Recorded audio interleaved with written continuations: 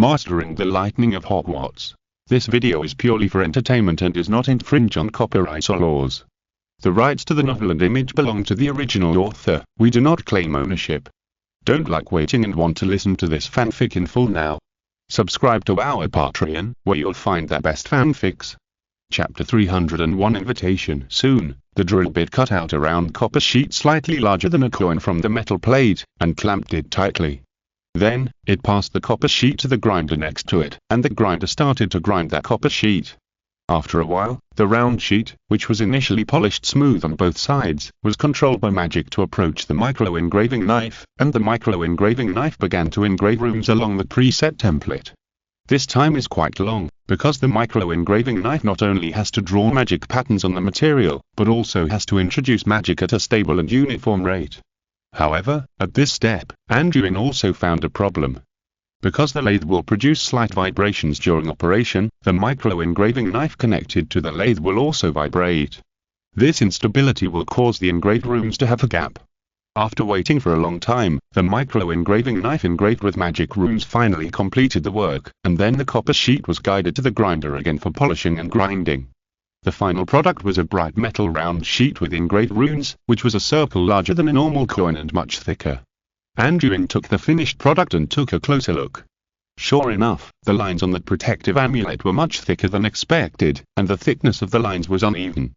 I don't know if it can still be used, but I can sense the fluctuation of magic power from that finished product. After observing for a while, Anduin decided to give it a try. He then brought the amulet to the test range and fixed it on a human-shaped target not far away. Fall to the ground. He fired a stunning spell at the amulet, and when the spell approached the protective amulet, the metal disc immediately propped up a circular shield, which collided with the stunning spell. Then, the shield broke. The stress rune is taking effect. The power of the armor spell has been affected and has been greatly weakened, right?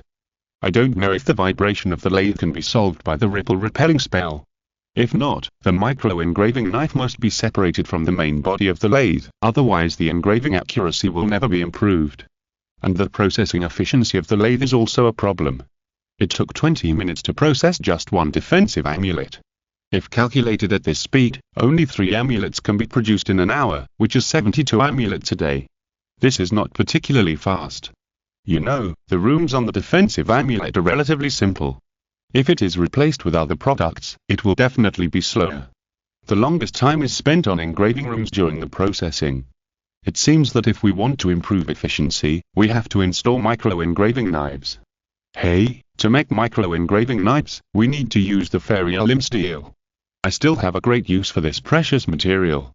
I'll make one more and improve the production efficiency. After all, it is confirmed that the lathe can be used normally after the circuit is connected. Today's harvest is already big enough. The problems in the processing process are minor troubles. We can debug it slowly. Anduin was summarizing the experiment of the magic lathe, feeling that he was a little greedy. Now the magic power converted by the power of the wild thunder demon can drive the magic lathe, and the alchemical props produced can be used, which also confirms his long-standing idea. As long as the lathe is debugged to be able to produce stably, then his alchemical workshop can be officially established. So in the next few days, Anduin focused on improving the magic lathe. He engraved the ripple expulsion spell on the lathe and installed a pair of automatic micro-engraving knives. Then after several concentrated tests, the magic lathe can finally process alchemical props more stably. Although the quality of the finished product does not reach the level of his own production, it can also meet normal use. For example, the defensive amulet can resist the highest strength of 80 points of coma spell. You must know that the standard level of coma spell fired by wizards is only 40 points. That is to say, this mass-produced defensive amulet can block 2 coma spells on average. Just when Anduin finished debugging the magic lathe, Moody and Arthur, who he had arranged to meet, also arrived. Haha, Anduin, your house is really nice. It's really not nice of you to invite me over after living here for so long. Moody was still carefree. As soon as he entered Anduin's house, he leaned on his cane and looked around, and didn't forget to tease him a few times. It's my fault, but I've been so busy since I moved in. You and Arthur are the first guests to come to my place. By the way, what would you like to drink? I have a few unopened bottles of red currant rum. Anduin moved closer to the wine cabinet and added, "Of course, these were left by the previous owner. I don't have the habit of drinking. Hehe, you don't have to tell me this specifically. I don't care whether you drink or not. But you seem to be 16 years old. In the wizarding world, this age is considered an adult. Moody cheerfully moved closer to the coffee table, took the wine glass handed to him by Anduin and sniffed it intoxicatedly. Then he glanced to the side and said, Arthur, come and sit down. You don't know how to cherish the good wine. By the way, why do you bring a child to Anduin's house? Anduin is Ginny's godfather. I haven't seen her for a year, so I brought her here to see him. Arthur tilted his head and replied casually, then turned his head again. Ginny, let go, stop holding on to the dog. Although Anduin invited the two, Arthur did not come alone today. He even brought Ginny with him. After Ginny arrived at Anduin's house, she set her eyes on Hog. Then Hog was in trouble. He was going to be quiet for a day and not make any trouble, so he lay on the windowsill of the living room to bask in the sun. As a result, he was woken up by someone while he was still asleep. When he woke up and saw that it was Ginny, he was immediately scared. This was a narrow road for enemies. The most terrifying nightmare he had this year was dreaming of this girl. And Ginny actually remembered Hog, and she came up and grabbed the dog's tail tightly like last year. Let go, Ginny, you are almost stripping the hair off the dog's tail. Arthur squatted next to Ginny helplessly and advised softly. No, I want the dog to play with me. Ginny pouted, staring at Hog, and refused to let go no matter how Arthur persuaded her. It's okay, Arthur, just let Hog play with Ginny for a while. Although Hog is big, he won't bite. Anduin looked at the dejected Hog with a smile, and then came over and tentatively spread his hands. Hey, Ginny, do you remember me? Who knew that when Ginny saw Anduin, she immediately shook off Hog's tail and jumped into Anduin's arms. Chapter 302 shares. After little Ginny jumped into Anduin's arms, she hugged his neck tightly, shouting remember, remember, which made everyone laugh. Anduin let Ginny sit on his arms and picked her up.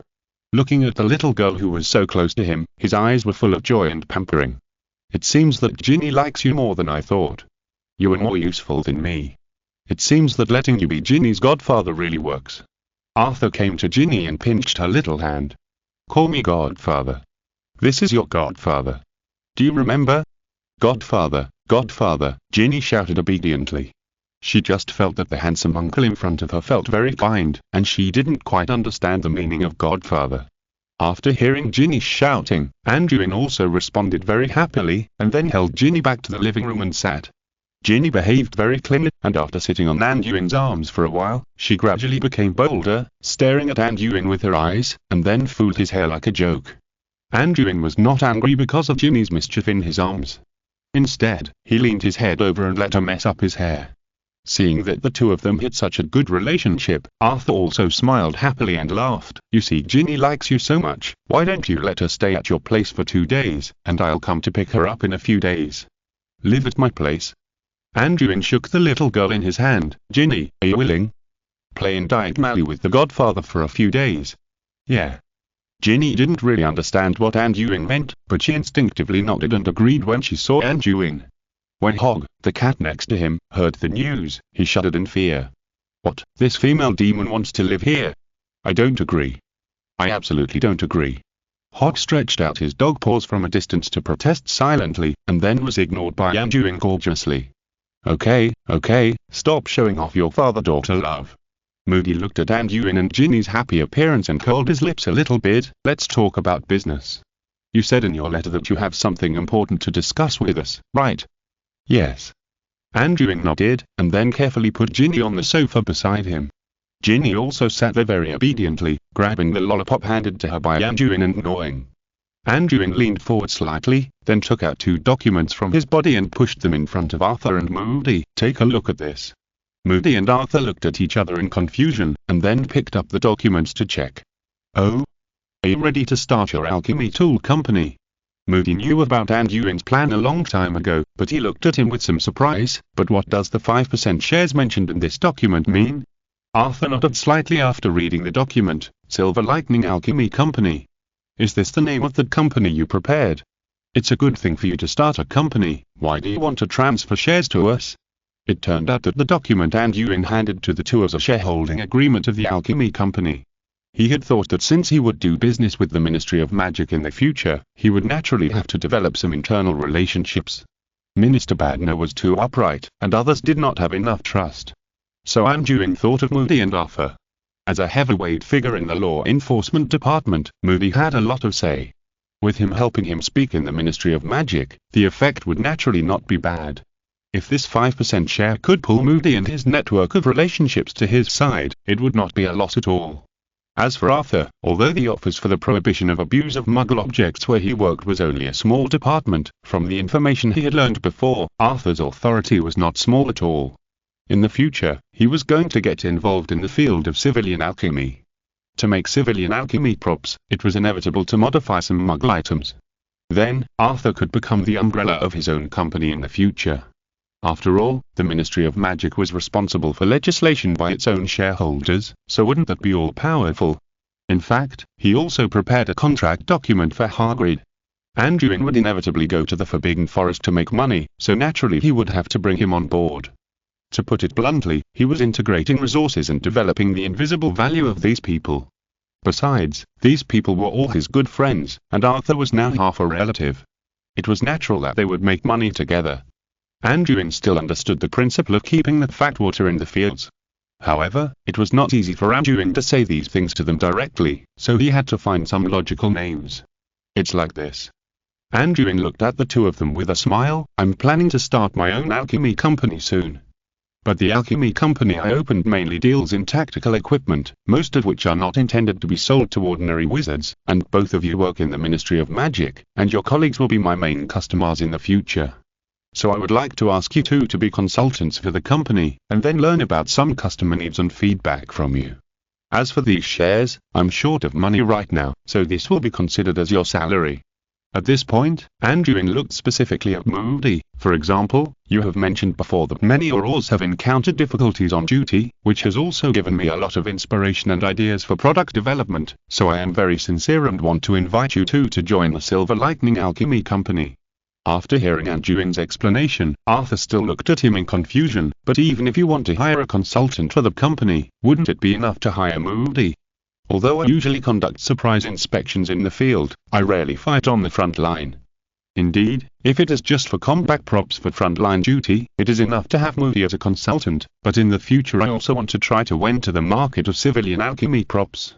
As far as I know, you have also done research in this area, especially in the modification of Muggle items. Anduin picked up the bottle and poured another glass for the other party, then smiled at Arthur. Arthur heard this and nodded as if he suddenly understood.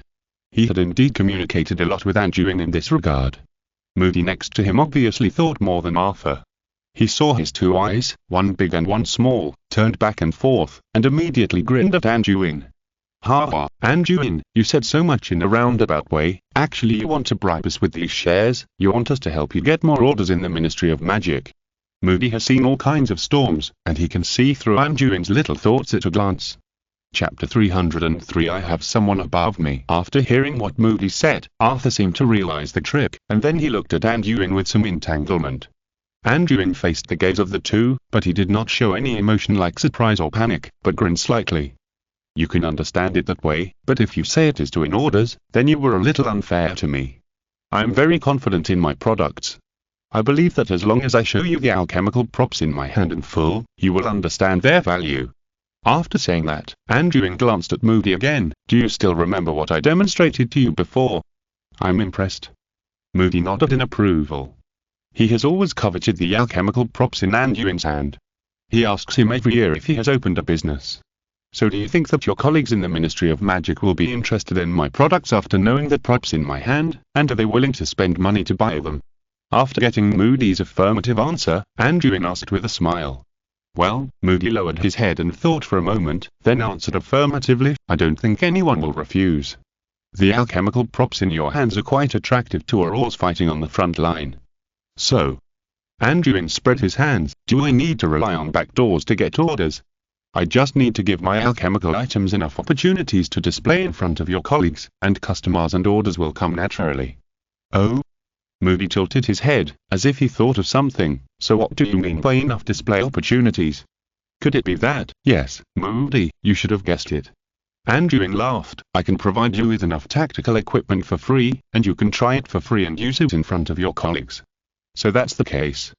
Moody showed an expression of sudden enlightenment. You want us to help you advertise in the Ministry of Magic? I have considered this. Anduin nodded, then turned his head to look at Arthur. Of course, what I told you before, helping me develop new alchemical props is also true. If necessary in the future, I will trouble you two to test new products for me. Hearing that the two men also fully understood Anduin's meaning, Moody slapped his thigh and said, Okay, as long as you don't want me to violate the principle and do something for you, I can accept this job. It's good for us to set up a new company.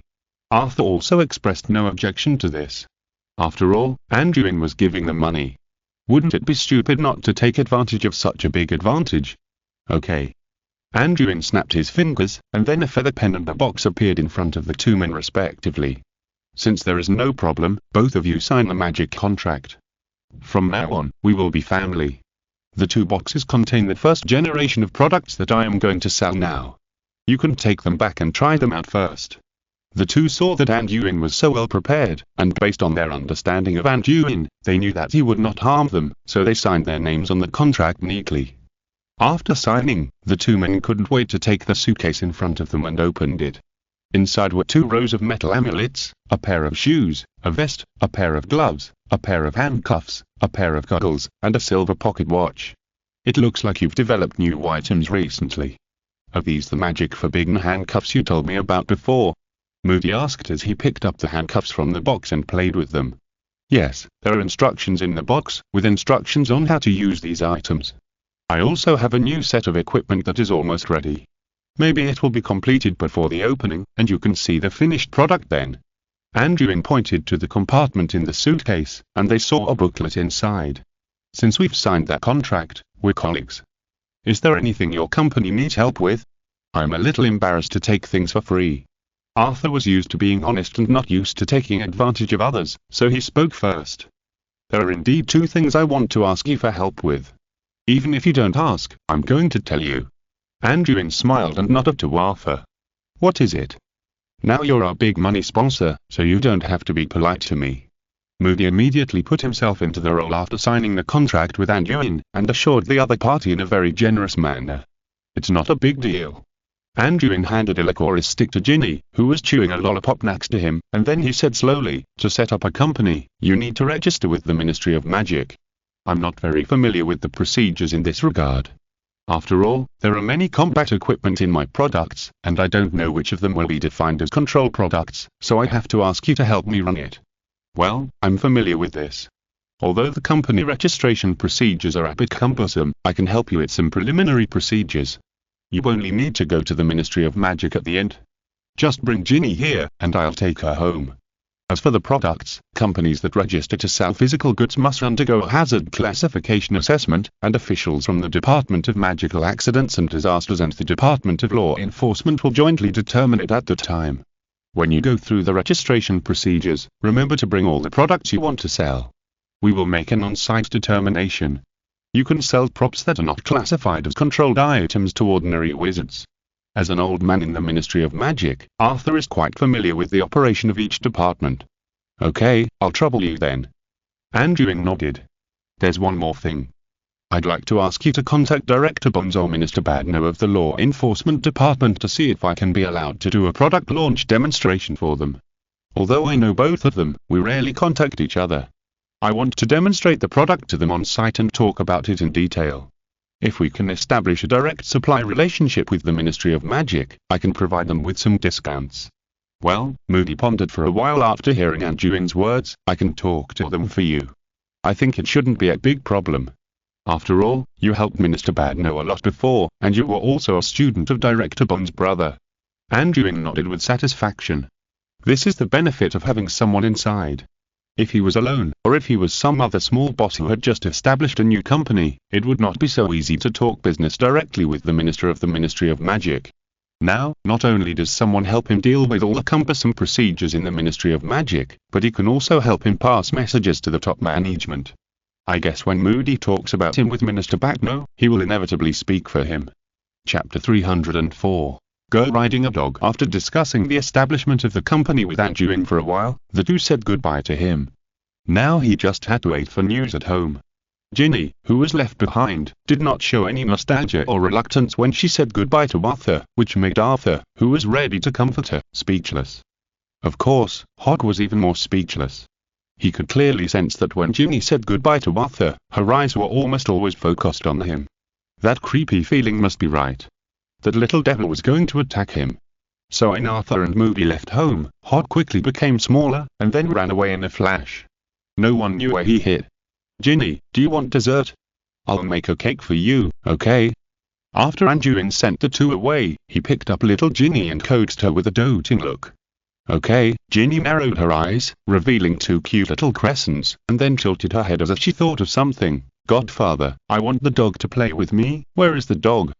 Hearing Ginny asking about Hog, Anduin smiled even more happily. The dog went to play hide and seek with you. You go find him, okay? Godfather will make you some delicious food first, and come to me when you're tired of playing. Yeah. Ginny nodded frequently when she heard that there was hide and seek to play, and then she began to look around, as if searching for some treasure.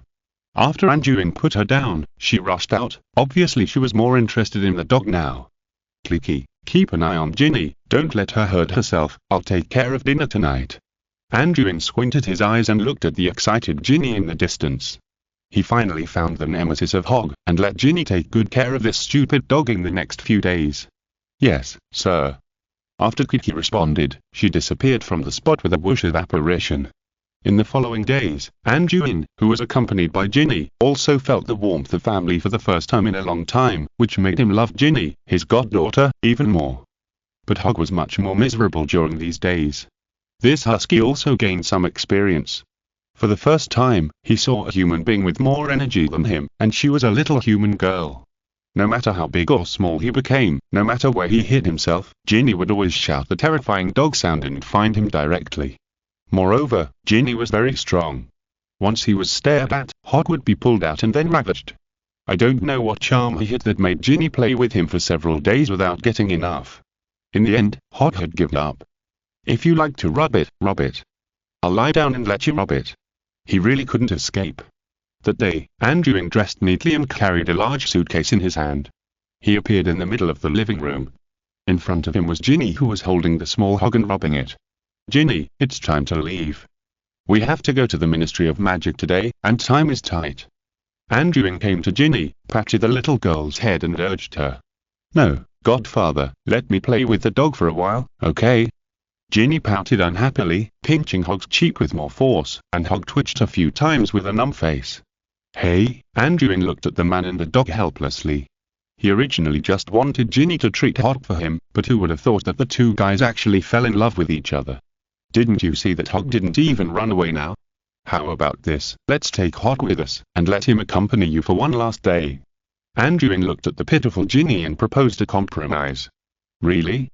Okay, I want to take the dog with me, and the dog will grow bigger and bigger. Ginny excitedly threw Hog to the ground and urged. Hog, who wanted to cry but had no tears, glanced at Anduin with resentment. He didn't expect that he would have to spend today in such humiliation. Then he honestly enlarged his body. Ginny stepped forward skillfully, and flicked onto Hog's back, and then urged again, Dog, let's go, go. Woof. Hog grumbled dissatisfiedly, and then reluctantly carried Ginny out of the door. Then Anduin led the female knight to the Ministry of Magic. Anduin, you are finally here. In the Ministry of Magic, Arthur, who saw Anduin, hurriedly came up, and then saw his daughter riding a big dog. Ginny, why are you bullying the puppy again? Get off quickly. Arthur looked at his unscrupulous daughter and stepped forward to carry her away. No, my godfather said that the dog should play with me today. Ginny pouted dissatisfiedly. She had been spoiled in Anduin's house these days, and now she also had a big lady's temper. It's okay, Arthur. Let her play if she wants. I made an appointment with her today. Anduin glanced at Ginny lovingly and pleaded with Arthur on her behalf. Well, don't dote on her so much, or you'll spoil her. Arthur shook his head helplessly. Girls need to be raised in wealth. This is the wisdom of our ancestors. Anduin said perfunctorily without caring, and then changed the subject. By the way, your letter only said that I should bring the products here today. Are we going to go through the procedures for registering the company now? Or are we going to classify the products first? Neither. Didn't Moody make it clear when he sent you the letter? Arthur shook his head and looked at Anduin. Moody and I have mentioned your matter to Minister Badno. I didn't expect that the minister would be very interested in your product and decided to watch the product demonstration in person. So we will go directly to the rehearsal hall of the Law Enforcement Department. The minister will bring the directors of the Law Enforcement Department and the Department of Magical Accidents and Disasters, as well as all members of the Striker Squad to inspect your alchemical products, and a hazard classification assessment will also be conducted on site. This is a good opportunity, Arthur said with a beaming eyebrow. If your product can satisfy them, then getting a few orders will be easy. You should thank Moody, because he almost praised your alchemical props to the sky. Is the demonstration going to be carried out so soon? Anduin originally thought that he would have to wait for a while. Minister Badno seemed very anxious. He digested the news he heard from Arthur and felt that there was something unusual. Has the Ministry of Magic encountered any trouble recently? Oh, has anyone jumped out to cause trouble for Minister Badno? Anduin asked with a little doubt. Chapter 305. Vaz. Seeking monthly ticket recommendation. Oh? Why do you have such an idea? Arthur raised his eyebrows in surprise. Isn't this very obvious? Anduin smiled at the other party. It's only been a few days since I mentioned this to you. No matter how widely Minister Badno is, she wouldn't give feedback so promptly. I am prepared for the efficiency of the Ministry of Magic. And Minister Badno is taking it a little too seriously. I am very self-aware. Since she is so anxious to see me, it must be that the equipment I provided can effectively help her. At least some of the equipment is like that. Anduin, you're really perceptive. Arthur couldn't help but admire the other party, then thought for a while and said, Indeed, the Ministry of Magic has encountered some troubles recently, and I don't know much about the details. I only know that it seems to be related to smugglers. However, judging from the minister's attitude, the matter is not big, it's just that it has been made a little complicated. Anduin nodded thoughtfully. When he heard Arthur mention smugglers, he couldn't help but think of the werewolf wizard named Griffin and the Silver Spear organization. Speaking of which, he named his company Silver Lightning, which is a bit similar to Silver Spear. He shook his head, thinking that now was not the time to think about these things. Anduin took Ginny and Hog and followed Arthur to the Law Enforcement Department on the second floor underground. This was not Anduin's first time here, so he was familiar with the place and walked side by side with Arthur. Arthur. A cold female voice came from the side. The two people who were walking in front paused after hearing the call, and then turned their heads to look, only to see a woman in professional clothes coming from the side aisle. The lady was tall, with long golden hair meticulously tied on her head. Her face and features were very delicate. Her eyes were as clear as a pair of emerald green glass balls. She exuded the feeling of an intellectual beauty. At this time, she was walking towards the two people with a professional smile. It was the first time that Anduin saw such a beautiful woman. It even reminded him of the Rumbert Vila. Judging from the other person's appearance, she should be Arthur's colleague. It's Azalea. How did you find time to come to the second floor? Arthur was distracted when he saw her, but soon recovered his composure and greeted her in a relaxed tone. It's because we received an order from the director. He asked us to go to the training hall to watch a demonstration. Azalea replied with a smile, and then noticed Anduin next to Arthur. Who is this? He looks familiar. Oh, I forgot to introduce you. This is Anduin Wilson, a war hero who was personally awarded by Minister Badno. He was a celebrity before and was not uncommon in newspapers.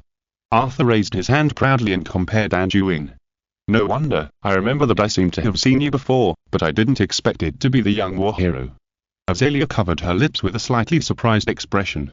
Arthur smiled and nodded, then looked at Anduin. This is our colleague from the Ministry of Magic, Azalea Owl, the Secretary of the Dangerous Creatures Committee of the Department for the Regulation and Control of Magical Creatures. She is a famous beauty in our department. Then Arthur looked at Azalea with some confusion. Why did you notify the Department for the Regulation and Control of Magical Creatures about today's display? I also received the order suddenly. Maybe they just happened to see me in the department so they called me. By the way, do you know what's going on? What is the display? Azalea tilted her head with a little confusion at this time. If Anduin hadn't taken her identity into consideration, he would have thought that she would scratch the back of her head. Arthur heard the other party's question and couldn't help but laugh. You really asked the right person. This display has a lot to do with our battle hero. You'll know what it is later. You go to the venue first. Anduin and I will be there later. Oh? Azalea glanced at Anduin in surprise. She remembered that this so-called battle hero was only in his teens and seemed to have not graduated yet. However, she did not ask any more questions. Instead, she nodded slightly to the two of them and said goodbye. Then she went to the practice hall alone. What? Aren't we going in together? Anduin looked at Arthur in confusion. Since they were all going to the practice hall, why didn't they go together? We have to register first. How can we let someone approach several senior officials with a box of unknown things? What if there is a curse hidden in it? We have to check it out as a routine. Arthur explained with a smile. I understand. We have to go through a security check, right? But why not just check it in the entrance hall? Anduin thought speechlessly. But this might be another way to make money. Should we make an alchemical prop that can be used for security checks? Anduin suddenly had a flash of inspiration. By the way, I'd like to ask, is that Azalea an ordinary human wizard? Anduin kept his previous thoughts in mind and asked. You want to ask if she is a Velar, right?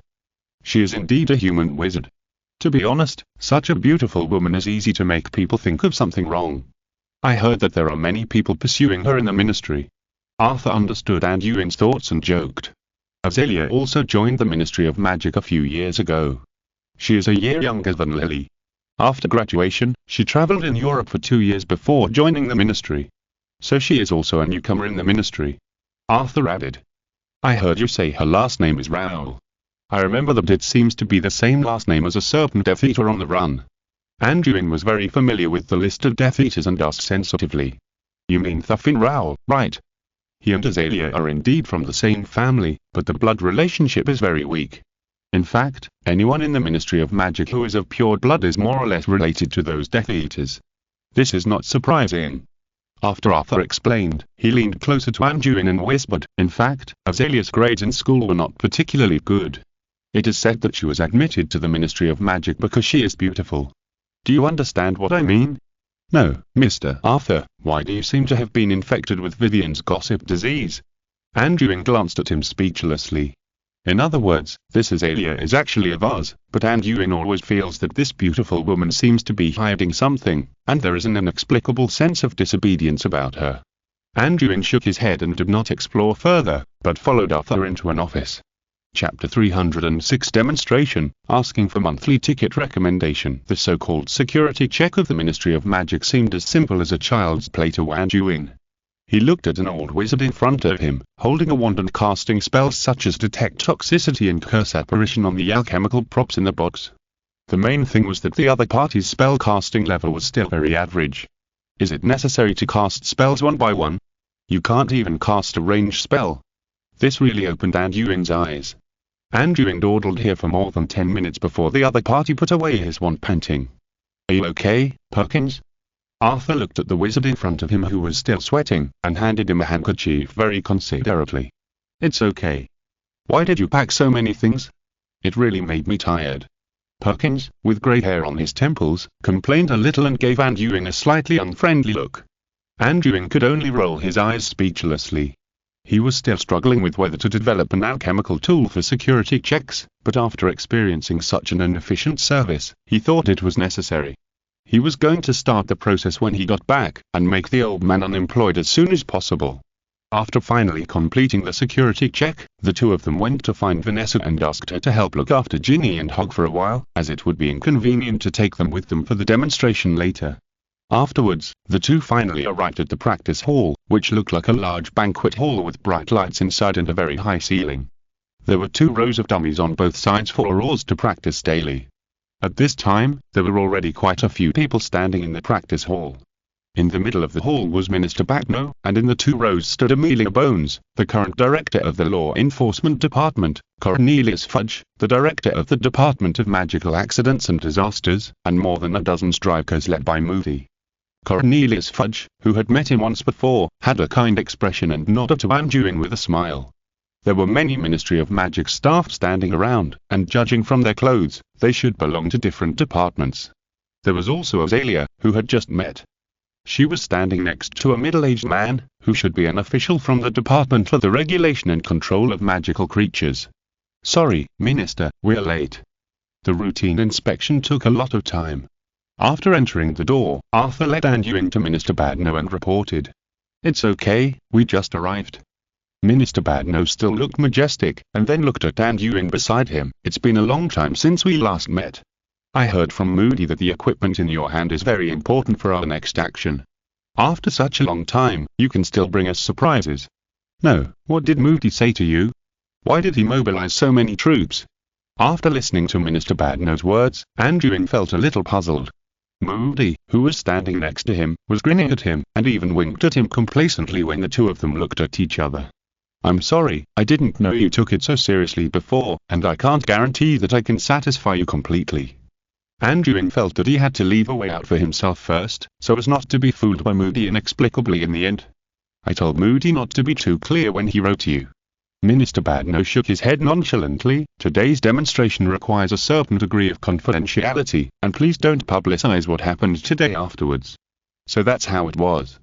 No wonder the letter Anduin received was so vague. It seemed that it had been arranged in advance. "I don't know what kind of trouble the Ministry of Magic has encountered, and it still needs to be kept secret. I understand. I will keep my mouth shut, so in order not to waste time, I will start the product demonstration directly." Anduin looked at Badno with an inquiring look. Minister Badno groaned, then looked at the crowd around him. "Amelia, Cornelius, Bianca, you should also take a good look at the equipment Anduin provided, whether it is valuable enough." The three people beside him nodded seriously, and the man called Bianca was the official at the Department of Magical Creatures Management and Control next to Azalea. Then these dozens of people stared at Anduin. Anduin looked around and found that there was no table for him to display the equipment, but he didn't care much about it. He directly threw out a large table from the space ring, then opened the suitcase in his hand and laid out the things in it one by one. "Everyone, it's an honor to show you the products of Silver Lightning Alchemy Company today." Anduin spread his hands in front of the display table and said an opening speech very calmly. Seeing that Anduin still remained calm and composed in front of so many Ministry of Magic officials, the people looking at him also nodded silently. "Our company's alchemical products are designed to provide sufficient convenience and protection for wizards on the front line. Next, I will demonstrate the functions of these products to you one by one." After that, Anduin took out a metal amulet and explained to them, "This is a communication amulet, which can provide information transmission services for everyone. As long as you input magic power into an amulet, the corresponding amulet will flash and vibrate. The current working range can cover the entire United Kingdom. The amulet currently has two working modes, one-to-many communication and many-to-many communication. The one-to-many communication function is to set one of the amulets as the main amulet, and then set the remaining amulets as sub-amulets. A stable connection can be established between the main amulet and the sub-amulets, and simple information transmission can be carried out. Next, I will demonstrate it to you in person." Anduin took out 5 amulets, took one for himself, and handed the remaining 4 to Minister Badno and the other 3 directors. "The one in my hand is the main amulet, and the ones in the hands of the others are sub-amulets. We can set command codes through advanced communication, such as activation once means safety, activation twice means discovery of the enemy, activation 3 times means smooth operation, etc. There is also an emergency communication module. If the amulet is damaged, or a large amount of magic power is input into the amulet at one time, it will immediately transmit an emergency signal to other amulets in the next communication network, which will flash red, get hot, and generate a lot of vibrations. The sensing amulet can also point to the location where the emergency signal last appeared." Anduin said as he input magic power into the main amulet, and then the amulets in the hands of Minister Badno and several directors also showed corresponding feedback. Finally, Anduin once again input a large amount of magic power at one time, and then the amulets in the hands of the other few people began to heat, shine, and vibrate. If you're listening to this novel on a channel other than Fanfic World, it means they downloaded and uploaded it without effort. We cordially invite you to visit our channel, Mundo Fanfic Novel, as there you'll find the original version of this story and you can explore many other novels of various genres. We're waiting for you to immerse yourself in a world of incredible novels. Chapter 307, Bargaining, asking for monthly ticket recommendation. Now I have sent out an emergency signal. You can feel my position with a little sense. Even if you have run out of magic power or your perception is poor, you can float the amulet in your hand on your forehead, which will also point you to the direction. Anduin explained in great detail. According to Anduin's words, several people actually tested it and found that it was indeed as Anduin said. Minister Badner was even more impressed after experiencing it personally. The people around him also discussed it with great interest. After Anduin's simple introduction, they also realized the significance and value of this equipment in actual use, especially those strikers. In the past, if they acted separately, communication was always very troublesome. Although they could use the Patronus charm to transmit information, the noise was a bit loud after all, and most Aurors could not master the advanced application of this spell. Usually they had to use apparition to transmit. How long does this amulet work, and how strong is its interference ability? Minister Badner was very interested in the first prop that Anduin took out, and asked about the details. A message amulet can continue to work for 3 months no matter how it is used. However, if an emergency signal is sent, the amulet will be scrapped on the spot. Of course, if the amulet expires, you can exchange it for a new one from me by paying 1/3 of the fee. If the amulet is scrapped, you have to buy a new one. As for the anti-interference ability, it can basically penetrate ordinary shielding spells. If it is under a strong confusion spell or shielding spell, it will be a bit helpless. However, I can make a reinforced version of the amulet with stronger penetration for the Ministry of Magic. Of course, the cost is more expensive than the original one. Anduin is doing business now, so he can't do without money. Minister Badner nodded and motioned Anduin to continue. Then there is the multifunction function of the communication amulet. First, we select several amulets to establish a communication network, and then all the amulets can communicate with other amulets at will, whether it is to everyone or to one of them.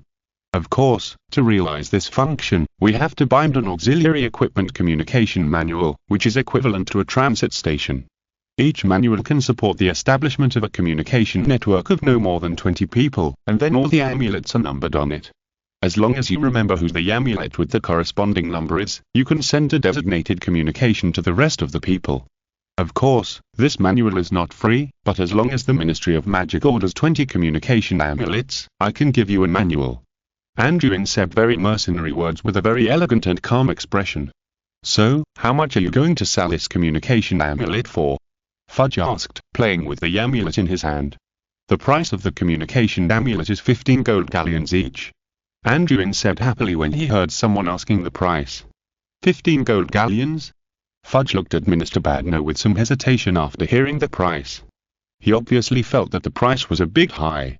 You know, the lifespan of this thing is only 3 months, and it will cost 5 gold galleons to replace it after it expires, so the actual cost for a year is actually 30 gold galleons. Well, this cost is a bit high. Can it be cheaper? Minister Badner liked the amulet in her hand very much, but she also understood the meaning of Fudge's eyes. If the Ministry of Magic orders more than 50 at a time, I can set the price at 13 gold galleons per piece. What do you think? Since it is a business, Anduin will not give in too easily. Hearing Anduin's offer, Minister Badner was obviously a little tempted and was about to agree. 13 is too unlucky, 12 galleons per piece. Amelia Bones, the director of the law enforcement department next to him, saw that the minister could not even bargain, so she had to interrupt and add, 12 galleons? Anduin pretended to think deeply for a moment, but in his heart he was actually criticizing Professor Bones, the director's sister. It was good that everyone cared about her, and Minister Badner was obviously moved, but you still interfered. Fortunately, only he knew the cost of this broken amulet. Okay, 12 galleons is 12 galleons. After all, it's the first prop I demonstrate to everyone, so I'll just sell it for half and give it away for free. Anduin gritted his teeth and nodded in agreement as if he had lost a lot. Minister Badner was very happy to see that he agreed, and at the same time he was very grateful to Anduin for giving it up reluctantly. After all, this amulet looked very valuable. The shape of each amulet was very uniform and regular, and they were all made of agreed alloy. Okay, I'll introduce the communication amulet to everyone here first. The next product to be demonstrated is the Defensor amulet. Then Anduin showed everyone the Defensor, Sonic Boom, and Flash amulets respectively, and everyone was satisfied with their effects. Every time he introduced a new product, everyone would talk about it, especially the defensive amulet he showed. This thing was equivalent to giving frontliner combatants an extra chance to make mistakes, and this extra chance of making mistakes could very likely save their lives. Many of the strikers were even secretly planning to go to Anduin's store to buy a few more of these good things later. The more the better. When it came to bargaining, Amelia left Minister Badno aside and personally went forward to negotiate with Anduin. In the end, the prices of these amulets were negotiated on the spot. The defensive amulet was 10 galleons, and the other 2 amulets were ordered at 12 galleons like the communication amulet. After the introduction of the amulet products, Anduin immediately began to introduce the rest of the products. These are anti-magic handcuffs. As long as they are handcuffed to the arrested prisoners, they can continuously drain the suspect's magic power and make them lose the ability to cast spells. For an ordinary adult wizard, it only takes 1 minute to make the opponent completely lose resistance. I think every Auror fighting on the front line deserves to have a pair. This is a protective glove. Its effect is similar to the defensive amulet. Once activated, it can generate an armor shield with the gloves as the center. It is extremely flexible and the defensive angle can be adjusted at will. At the same time, the strength of the armor shield is 3 times that of the defensive amulet. Of course, the price is also higher. This is a self-checking pocket watch. The front is an ordinary pocket watch that can be used to tell time. After opening the back and activating it, it can autonomously scan the holder's body to check for blood loss, dehydration, poisoning, fractures, and check whether the body is contaminated with weaker curses or black magic. Anduin saw that the amulet in front was very popular, and his confidence increased. He then immediately promoted these mid-priced products to everyone. Chapter 308. Want to get something for free? No way. The alchemical tools introduced by Anduin attracted everyone's attention, especially those strikers and field staff of the Department of Magical Accidents and Disasters. Even later, these people gathered around curiously, just like a busy market. Can these anti-magic handcuffs be used to test 2 people at the same time? This was a striker who considered practicality. Are these handcuffs really that useful? Try putting them on me. Hiss, take them off for me. How come they consume more magic power than a battle after just wearing them for more than 10 seconds? This was a striker who didn't believe in evil and wanted to die. Hey, I tried your self-checking pocket watch. Why did it call the police directly? What, you said this means I have a broken bone? How is that possible? I don't even know I'm injured. This was a certain Roy the Big Nerve. And after a more careful examination, it was found that he did have a fractured rib on his body. It was unknown which battle he had been injured in, so he was sent away by everyone on the spot. At the same time, many employees put on protective gloves to conduct actual combat drills. After activating them, they played with them for a long time as if they were holding a transparent shield. As a result, they were reluctant to give them back because they couldn't let go. Anduin saw that everyone was so interested, so he slowed down the demonstration. Fortunately, he brought a lot of samples today, so he gave them more time to experience them. Okay, there will be plenty of time to try them out later. Let Anduin continue. Minister Badno spoke personally to calm these excited employees, and then looked at Anduin. I heard from Moody that you have a tracking device here. Can you show it to us? Hearing Minister Badno's reprimand, a group of Ministry of Magic employees put away their curiosity at this time, stood back in their original positions, and then looked at Anduin expectantly. Okay, Minister, let's continue. Anduin also knew that these officials' time was precious, and this was not a real vegetable market. Anduin took out a pair of glasses from the long table and said to everyone, this is the tracking goggles I developed. They contain the tracking spell I developed separately. They can identify multiple factors and then lock onto the relevant factors for tracking. The factors that can be captured include blood, smell, footprints, heat, etc. And I also added a deformation camouflage function to it. It can also be transformed into ordinary glasses at ordinary times. So whether it is used to survey that crime scene or to track suspects, it can even be used in battles at night, in fog, etc. Where the vision is poor. After saying that, Anduin put on the goggles himself, then took out his wand and tapped it lightly. The goggles turned into ordinary gold-rimmed glasses, and the whole person looked like an ordinary office worker. You can try it yourself, Minister. From a third-party perspective, this equipment doesn't seem to be anything special, so he very considerately took out 4 more pairs of goggles and handed them to Minister Badno and the 3 directors. After putting on the glasses, Badno activated them according to Anduin's demonstration. It was as if she had discovered a new world. She wore the glasses and carefully identified the mottled fluorescence around her. Then Anduin explained to Minister Badno what the various spots of light under the tracking spell meant. Minister Badno played with the glasses for a while, and then seemed to realize that there was still something important to do, so he turned his head and looked at the official from the Department for the Regulation and Control of Magical Creatures. "Bianca, try this equipment and see if it works," Minister Badno said without any context. "Yes, Minister." Bianca nodded, then took out a neatly folded cloth bag from her arms, opened it, and laid out a few dazzling feathers. At this time, in the eyes of Anduin, Minister Badno and the three directors, who were wearing tracking goggles, a few light-colored lines slowly emerged on the feathers. Anduin recognized the smell of feathers, but he didn't recognize those feathers at all from a distance. He could only roughly estimate that they were the wings of some kind of bird. The whole thing shone with a light golden light, which looked quite gorgeous. "It works. You can identify it, Minister." Bianca looked at Badno with excitement. Minister Badno nodded with satisfaction, and then turned to look at Anduin again. "You mean you enchanted this goggles with a tracking spell? That's the name, right?" "Yes, Minister, this is a new spell I developed. It was published in the Century Magic last year. Recently, I have also been writing a paper on this new alchemical tool. Do you have a spell?" Badno nodded to Anduin with admiration. Such a young and promising wizard is rare. Then he asked impatiently, "Ask about the spell. Minister Badno is not trying to get it for free. Don't say I don't have it. Even if I do, I can't tell you. If you learn a spell, will I still sell this equipment?" "I'm sorry, Minister. This is a new spell after all. I spent so much time on it and only completed its initial optimization.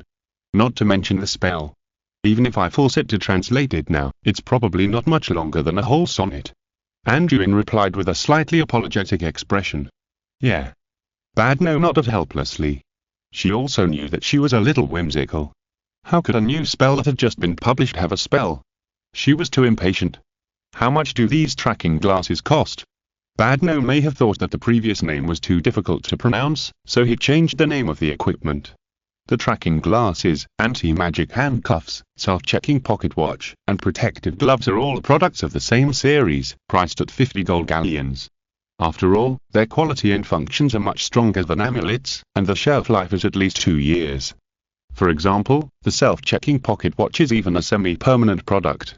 Anduin simply followed Badno's name and called the tracking glasses. When he saw that it was time to bargain again, he immediately became energetic again. He knew that Amelia would definitely lower the price with him, so he simply quoted the highest price he expected.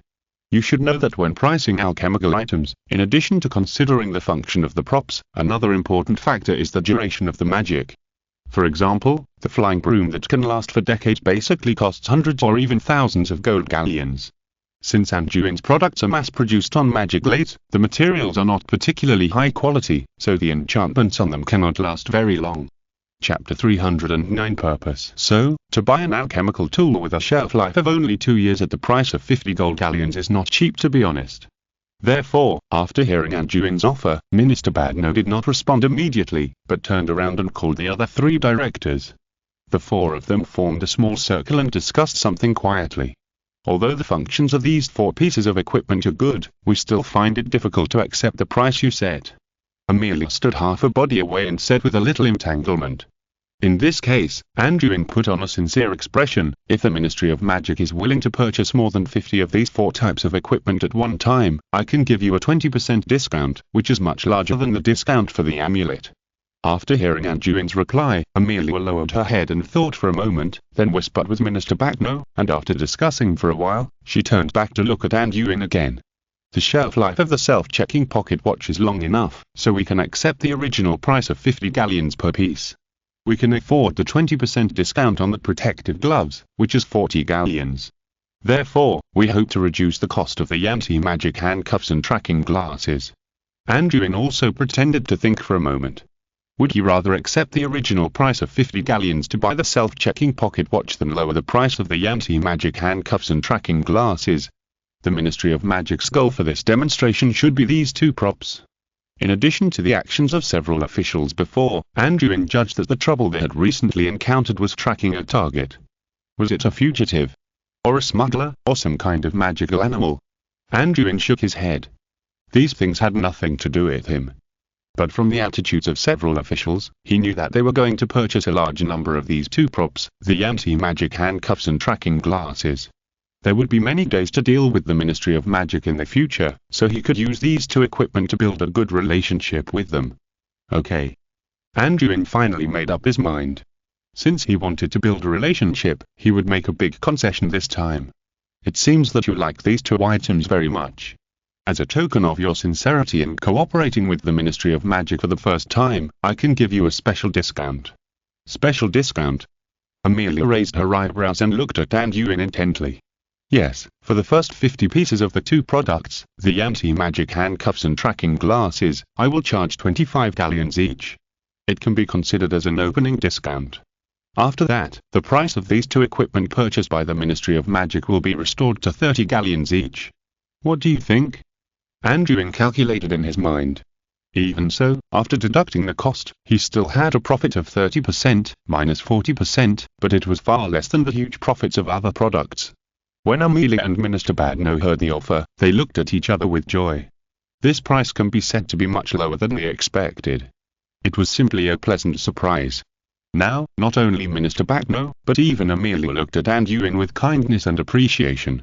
It seems that the student that her brother had been talking about before was really amazing. He probably saw his purpose, so he deliberately gave a low price that was almost a loss. At this time, in the eyes of these high-ranking officials of the Ministry of Magic, Anduin was simply a conscientious businessman who knew the general situation. Very good, we accept your kindness. Do you have other products to demonstrate to us? If not, we can discuss the order issue. Minister Badno said impatiently. Minister Badno's target was indeed only a few of the products. It was probably because Moody described the functions of several props to her when he was bragging to her before, so she attracted her attention. But those in front were just gadgets, and the ones I'll show you later are the real good stuff.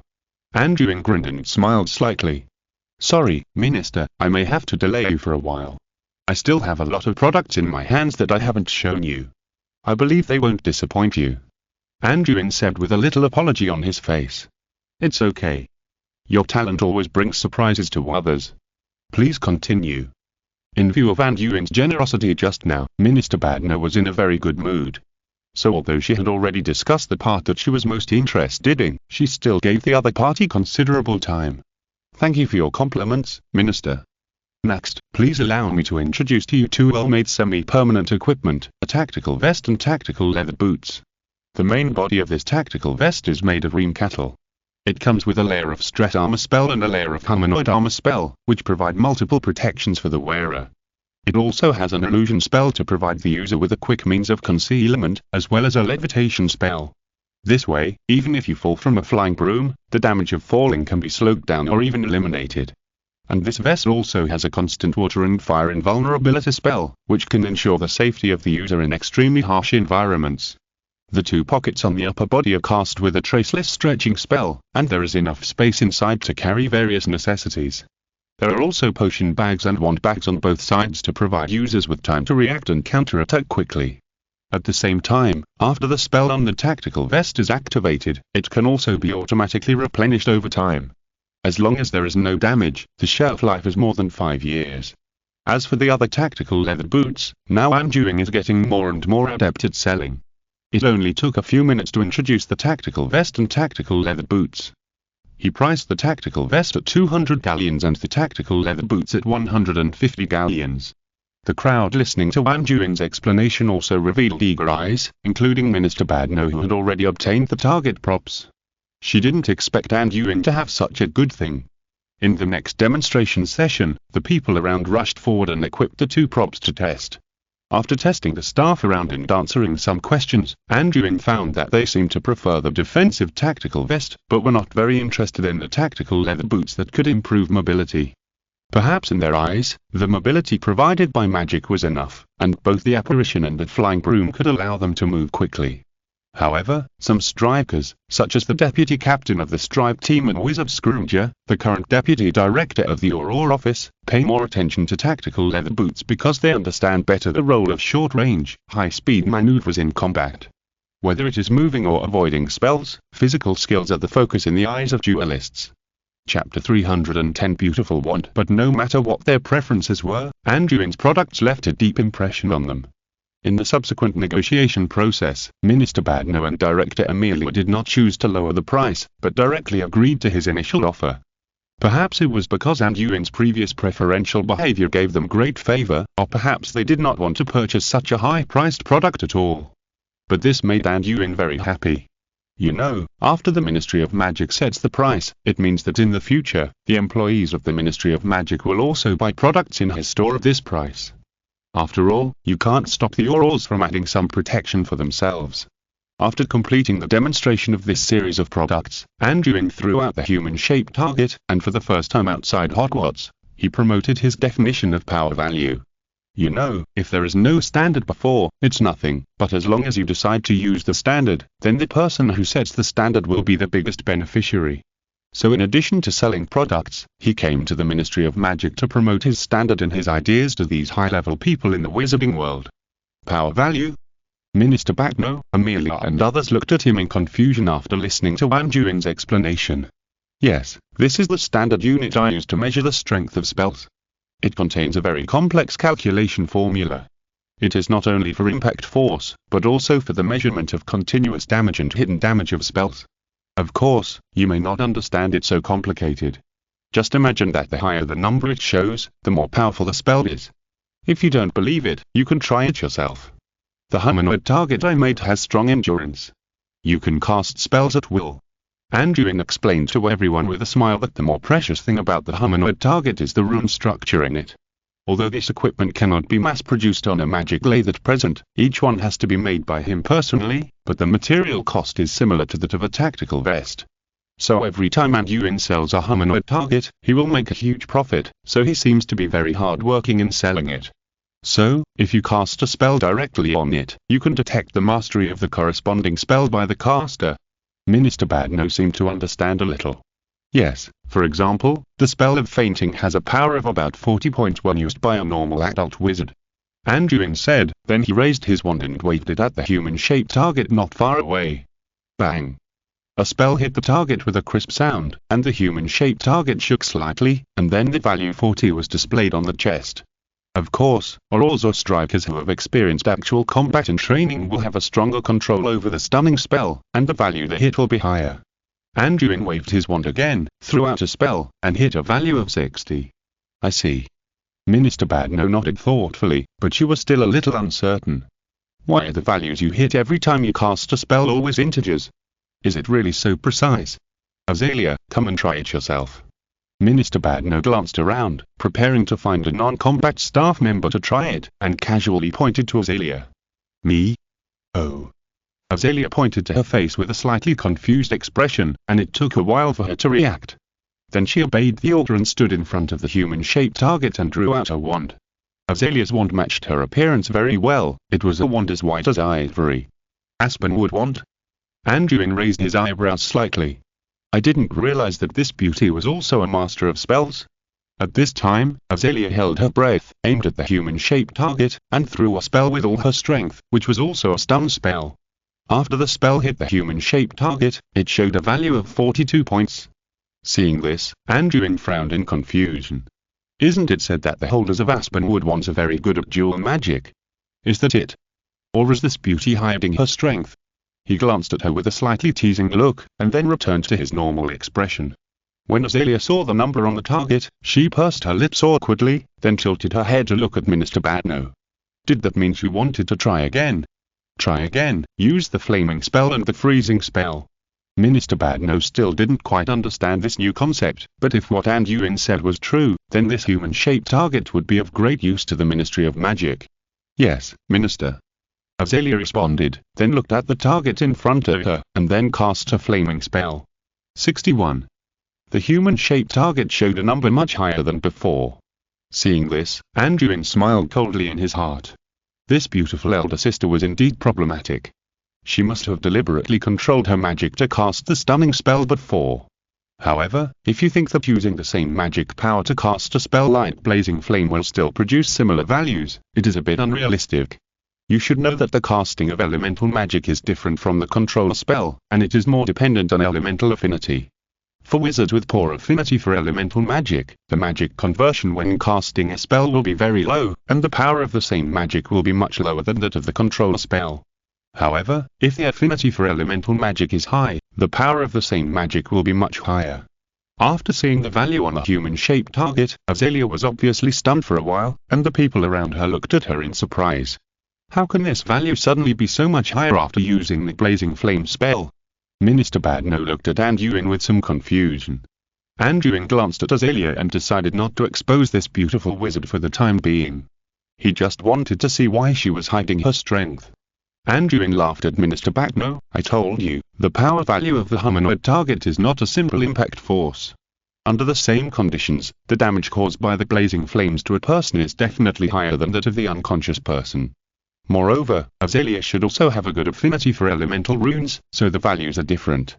So that's how it is. Minister Badno thought about it and felt that it made sense. Then he looked at Azalea again. You step down first, I'll let someone else try it.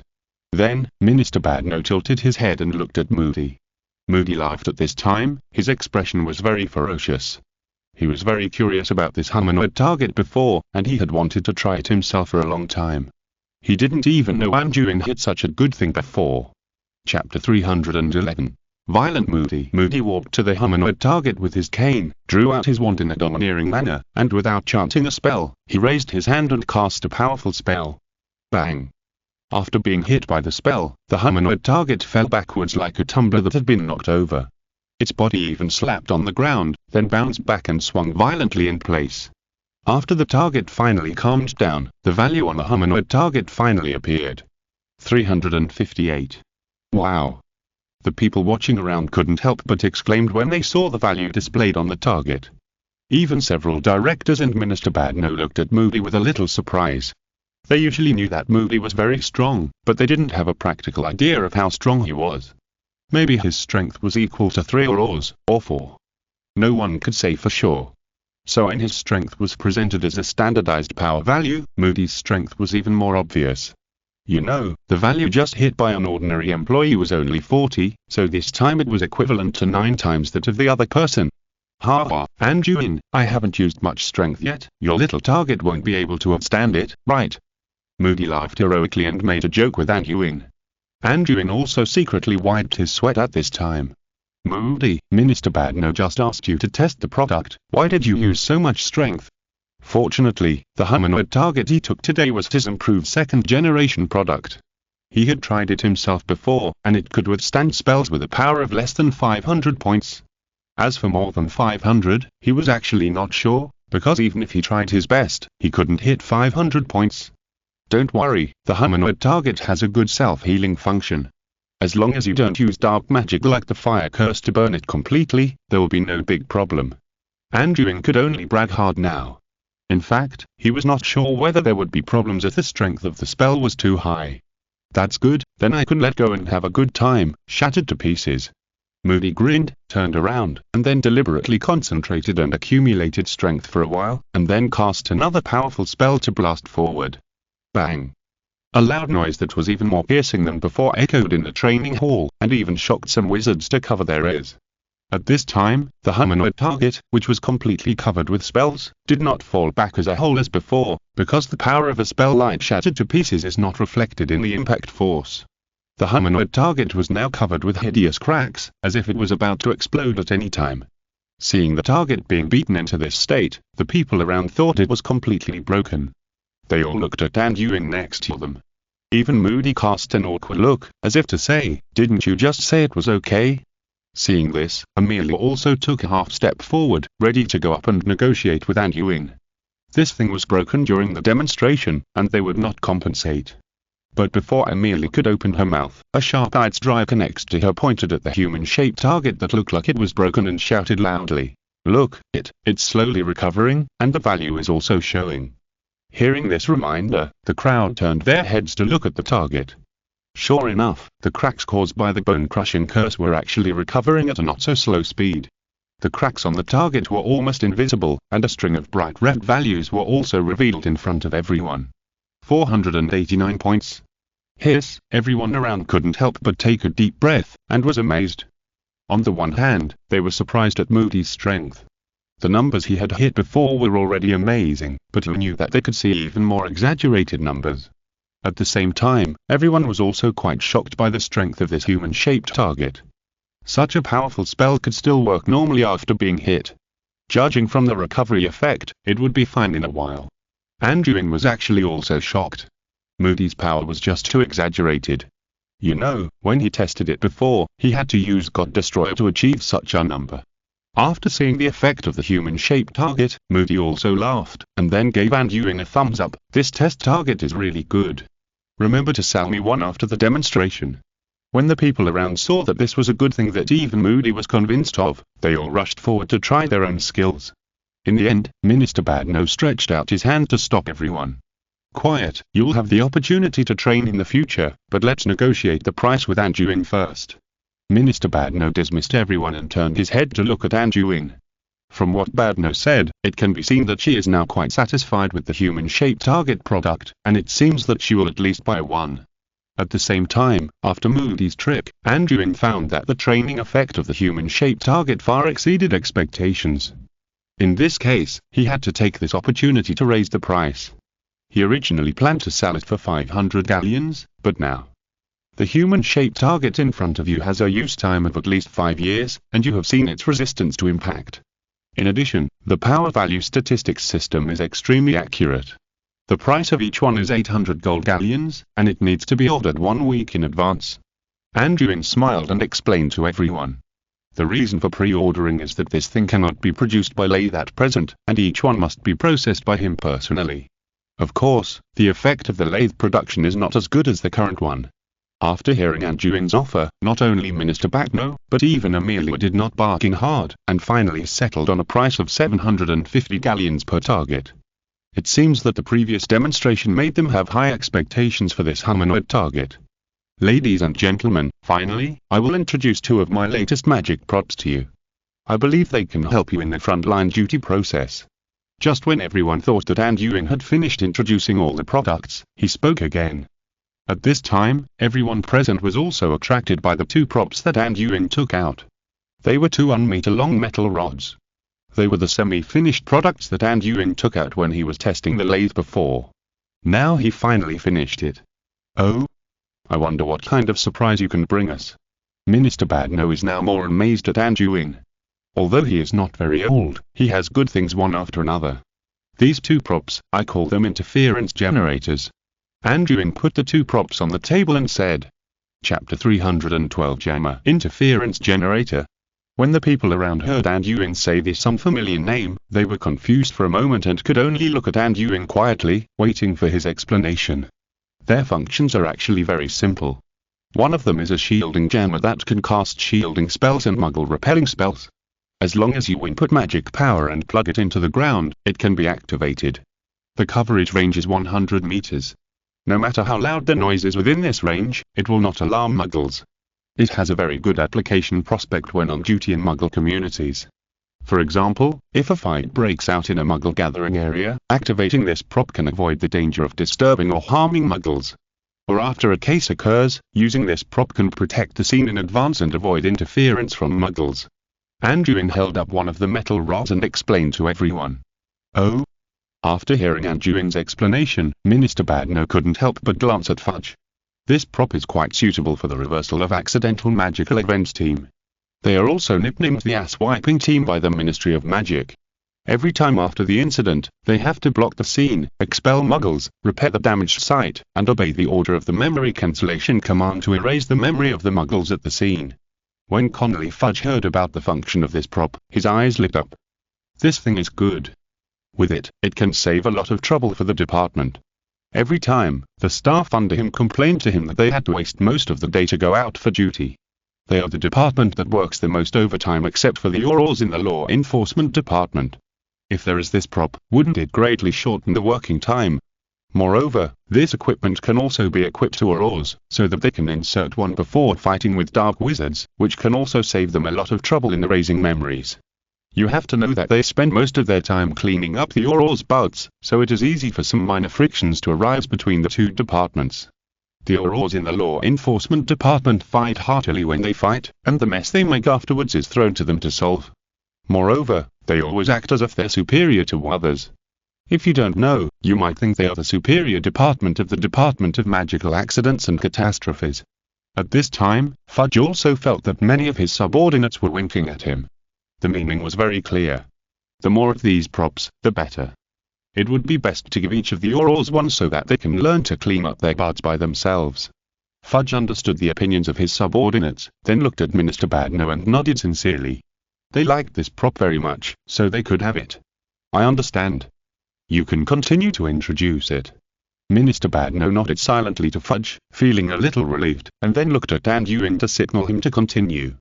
Okay, Minister, in addition to the shielding jammer, I have also developed another jammer. I call it the anti-apparition jammer. Its function is the same as its name. It can cast the anti-apparition spell over a large area. The coverage area is also 100 meters in diameter. Within this range, wizards cannot leave the scene by apparition. Of course, this jammer does not distinguish between enemies and friends. Even wizards on our side cannot use apparition to leave. At the same time, these two jammers have a linking function. As long as multiple jammers are linked to each other, the range of influence can be expanded. In addition, I have added a separate movement function to the anti-apparition jammer. As long as a wizard holds it and continues to input magic power, he can continue to cast the anti-apparition spell. This way, it can be used even during the pursuit process. Anduin explained to everyone in a clear and logical manner. Hearing Anduin's introduction, not only Fudge, but everyone including Minister Badno, the three directors, Moody and a group of strikers, could not help but widen their eyes. They instantly understood the strategic significance of this equipment. With it, the success rate of catching fugitives will be greatly increased. After all, this is an anti-apparition charm that can be cast while moving. This is a good thing. These orals and strikers often use the anti-apparition charm when performing arrest missions, but that requires one of the wizards to continuously cast the spell. If they wait for the wizard to escape and cast it temporarily, the tolerance rate is too low. Moreover, it is quite difficult to cast this spell while moving, so when on duty, the most common situation is to fight and chase the dark wizard, then run out of the range of the anti-apparition charm, and then let the other party escape. We are very interested in these two props. How long is the use time and how much is the price? Minister Badno and the people around him looked at each other, and then they were sure that these two equipment were very useful and they should be bought at the lowest price possible. A shielding jammer costs 120 gold galleons, an anti-apparition jammer costs 180 gold galleons, and the useful life is up to 2 years. There is no other way. The Arglibit alloy consumed by these props alone is a huge expense, not to mention the cost of rune engraving, energy storage components, and radiation stabilization devices. This prop is considered to be the highest quality among the props that can be processed on a lathe, and Anduin naturally spared no effort to deceive. Of course, Minister Badno was definitely not satisfied after hearing the offer. After Emilia's bargaining, the final price was determined to be 90 galleons for a shielding jammer and 140 galleons for an anti-apparition jammer. At this point, Anduin finally finished demonstrating all the products in his hands, but many wizards around him all looked unsatisfied. Anduin, you really opened our eyes today. Minister Badno smiled at him, then turned her head to look at everyone else. Let's stop here for the product demonstration of Silver Lightning Alchemy Company and the hazard classification assessment. Everyone, go and do other things. Then she looked at Anduin and several directors. Next, Anduin and several directors will come to my office, and we will discuss the order. Moody, as the Auror commander, you have to come as well. The registration of Anduin's company will be handled after we discuss the order and related matters. After all, this is not an ordinary company. Since it sells tactical equipment, some details need to be issued in the agreement. Minister Badno still maintained a vigorous and resolute posture, and quickly arranged everything. Then he took the lead and led Anduin out of the rehearsal hall. Anduin, I heard that the academic papers you published are very popular in Cairo. It is said that you are a strong contender for the International Alchemy Conference Pioneering Contribution Gold Award next year. On the way to the office, Minister Badno chatted with Anduin from time to time. Chapter 313. What about getting rid of beggars? You're too kind. Anduin shook his head politely. That was all arranged by Professor Flitwick and Professor Bones. We're not even close to a clear outcome yet, so it's better not to be too optimistic about things that are still uncertain. You're too modest, Amelia at the side interrupted and laughed. I often hear my brother mention you. He thinks that even in the Egyptian Alchemy Research Center, you are the most talented alchemist in the past decade. He also mentioned in his recent letters to me from Cairo that the echo charm and tracking charm you developed are very popular among local scholars. The reason why you didn't win the last International Alchemy Congress was mainly because you were too young. Really? Professor Bones seldom mentioned this to me. He's been busy restoring the magic runes on ancient ruins recently. We haven't been in touch for a while. Since Bones resigned from Hogwarts, he has been living in Egypt, which is the center of alchemy. They often contacted each other before, mainly for academic exchanges. Through his matchmaking, Anduin also met many alchemy masters in Cairo. His alchemy can progress so quickly, and it is also inseparable from their help. Professor Bones often published his academic papers in Cairo, and held seminars there on his academic achievements. At the same time, he actively submitted his works to the International Alchemy Conference. This International Alchemy Conference is held every 3 years. The last time was 2 years ago. He did not win the award at the time. It was said that it was because of the joint publication with Professor Bones. Unexpectedly, there were other reasons. Our British Wizarding world is half an alchemy desert. It has been a long time since we have cultivated a real alchemy master. The last time we won the award at the International Alchemy Conference was Bones himself. Unfortunately, he finally took the route of spell optimization and repair. Minister Badno shook his head with regret. It's a pity that our British Wizarding world has the most prestigious alchemist, Dumbledore, but no other alchemist talents that can be shown off. So Anduin, you have to work harder. If you can shine in the international Wizarding world, it will also be an honor for the entire British Wizarding world. Minister Badno pondered for a moment and added, if you can win honors at the next International Alchemy Conference, I can even personally nominate the Wizing Jamot and fight for you to get a third-class medal of the Order of Merlin. Anduin curled his lips speechlessly after hearing this. Is it necessary to put so much pressure on me? Before, I didn't care about the awards at the Alchemy Conference at all, and my only interest was only in academics. Now it has to be made like a political task. I will try my best, Minister. Although he was very resistant in his heart, Anduin still had to say a few polite words. After all, the Ministry of Magic is now his client. After several people entered the minister's office, they also ended the topic in this regard. Minister Badno asked Anduin to sit aside for a while. She signed a document and sent it to the 5th floor, asking them to prepare some documents for the establishment of a new company. Then she pulled several directors and Moody to the side and discussed in a small meeting room. Obviously, their discussion determined the quantity of equipment to be ordered. Our budget is limited.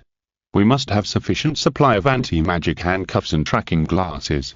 We originally came for these equipment.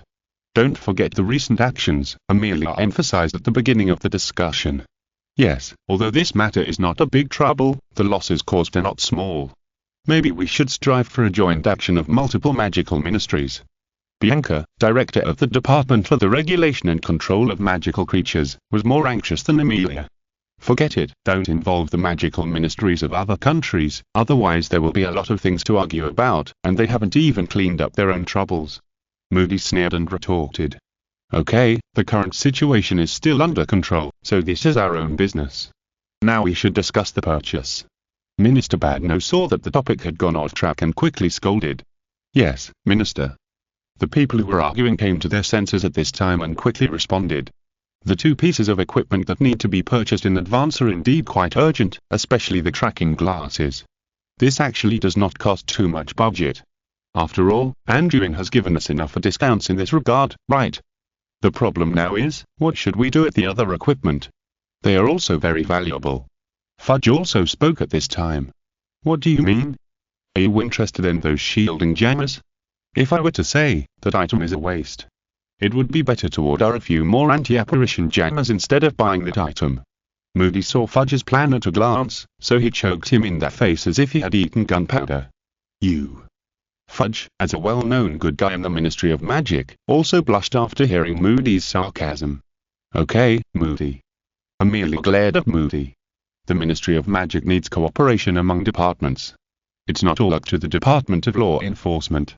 Besides, the Department of Magical Accidents and Catastrophes has its own difficulties. It's understandable to allocate a budget to buy a few shielding jammers. How many? Are you sending beggars? You two dogs and bitches in the Department of Law Enforcement, one playing the good cop and the other playing the bad cop, don't take our Department of Magical Accidents and Catastrophes seriously at all. You wait, don't let me get a chance in the future. Fudge rolled his eyes several times in anger after hearing Emilio's words, muttering in his heart. Okay, I know the value of these equipment very well. Don't argue anymore. Every department will get a share. Minister Badno tried to smooth things over, and then looked at Fudge. Of course, the needs of the frontline battles are more urgent now, so resources must be prioritized to Aurors and Strikers. You have to understand that. Yes, Minister. Fudge replied reluctantly. If we prioritize supplying the frontliner teams, shouldn't we also purchase more amulets and defensive gloves? After all, these are good equipment that can directly affect the battle situation. Oh, and tactical vests. Bianca was not from the law enforcement department, but she was quite active. No, the price of tactical vests and tactical leather boots is too high. We can't assemble them on a large scale. Let's give priority to amulets and defensive gloves. Amelia interrupted and suggested. If you're listening to this novel on a channel other than Fanfic World, it means they downloaded and uploaded it without effort. We cordially invite you to visit our channel, Mundo Fanfic Novel, as there you'll find the original version of this story and you can explore many other novels of various genres. We're waiting for you to immerse yourself in a world of incredible novels. Chapter 314 Order. Amelia is right. We have to consider the cost, and I'm also going to buy a few human-shaped targets for daily training. Minister Badno said in agreement. That human-shaped target is indeed a good thing, and the concept of power value mentioned by Anduin before is also very valuable for reference. Amelia nodded in agreement. Maybe, Minister Badno thought for a moment, then looked up at the others. In the future, we can use human-shaped targets to test those who are ready to join the field, and to join the promotion assessment of frontline staff. In this way, our results will be more standard, right? After hearing what Minister Badno said, several directors also lowered their heads to think. The departments under their command in the Ministry of Magic are equipped with field staff, and the minister is basically targeting the three of them. Adding human-shaped targets to employee assessments is a lot more convenient, and it can help them select more outstanding talents, but being too standard is not a good thing for them. If they want to place some confidants or acquaintances in the future, it will be troublesome if they're stuck by this thing. Seeing everyone fall silent, Badno guessed their thoughts, so he frowned and glanced around. I think there is no problem. The minister is wise. The minister is really far-sighted. When they saw Minister Badno's expression, they knew that the minister had made up his mind, and their opinions would not change anything, so they immediately expressed their attitudes. Moody on the side glanced at them with a teasing look, and laughed in his heart. You still want to play tricks with the minister? You're really courting death, okay? Then let's decide it. I decided to order 3 human-shaped targets first, 1 for each department, and in the future, the ability assessment will have to include a power test, and we can increase it later if conditions permit. Minister Badno made the final decision. Yes, Minister. Seeing that it was a foregone conclusion, the few people had to obey orders honestly. Now that the purchase target has been determined, let's discuss the number of equipment to be ordered, as well as the equipment priority. After all, Anduin's production will take time. Then, under the chairmanship of Minister Badno, several directors finalized the specific details of this purchase. So Anduin was not kept waiting for too long, and everyone called him into the small conference room. Anduin, this is the specific amount of equipment we ordered. Take a look. Among them, the magic-proof handcuffs and tracking glasses need to be supplied first. How long do you think it will take to deliver them? Amelia pushed a piece of parchment in front of Anduin, who had just sat down opposite her. Anduin picked up the parchment and saw the numbers recorded on it. He was also delighted. It was worthy at being the Ministry of Magic. It was generous. The equipment ordered by the Ministry of Magic included 100 defense amulets, 80 communication amulets, 50 sonic boom amulets and 50 flash amulets each. The amulets ordered alone were worth 3,160 galleons. The Ministry of Magic ordered 80 pairs of tracking glasses and anti-magic handcuffs respectively, which is estimated to be enough to equip most of the field staff. 50 pairs of defensive gloves were also ordered, and the number of self-checking pocket watches was less, only 10, all adding up to 6,800 galleons. The order quantity of the 2 jammers was very different. Only 5 shielding jammers were ordered, while 20 anti-apparition jammers were ordered, adding up to 2,850 galleons. In addition, 3 humanoid targets were also ordered for 2,250 galleons, but unfortunately, no tactical backpacks or tactical leather boots were ordered. Obviously, the Ministry of Magic's orders were very targeted. However, Anduin did not care about this, because in addition to this large-scale supply, there should be many Ministry of Magic members who would come to buy separately in the future. However, he could earn 15,060 galleons from this batch of orders alone, and only he knew that the net profit alone could reach 10,000 galleons. He was already quite satisfied with such an income. Of course, although bulk orders are great, it will not be so easy to sell so many products at once in the future. You still have to rely on refurbishing and retailing old products, unless you can find more customers. I will give you priority production of the tracking glasses and magic-proof handcuffs. They should be delivered within 3 days. I can also make up the rest of the props in turn within a month. What do you think? Anduin thought about it for a while. If he made them himself, he could completely support such a deadline. Really? Minister Badno and several directors were slightly surprised to hear that they could pick up the goods in just 3 days. After all, there were more than 100 alchemical props. You won't give us a discount on the quality, right? If the quality is not up to standard, we will not accept it. Amelia interrupted and emphasized. Don't worry, I dare not lie to the Ministry of Magic. You can inspect the goods in person at the time. If the product quality is not up to standard, I can guarantee free return and exchange. Anduin smiled confidently. If we can really do it this fast, that would be great. By the way, after these 2 items are finished, please give us priority in supplying the anti-apparition jammer. The humanoid target can be delivered last. Minister Badno felt relieved after hearing Anduin's assurance, and then added, no problem, the customer is Merlin, I will naturally try my best to meet your requirements. Anduin nodded and smiled. Well, if everything goes well, then you have helped us a lot.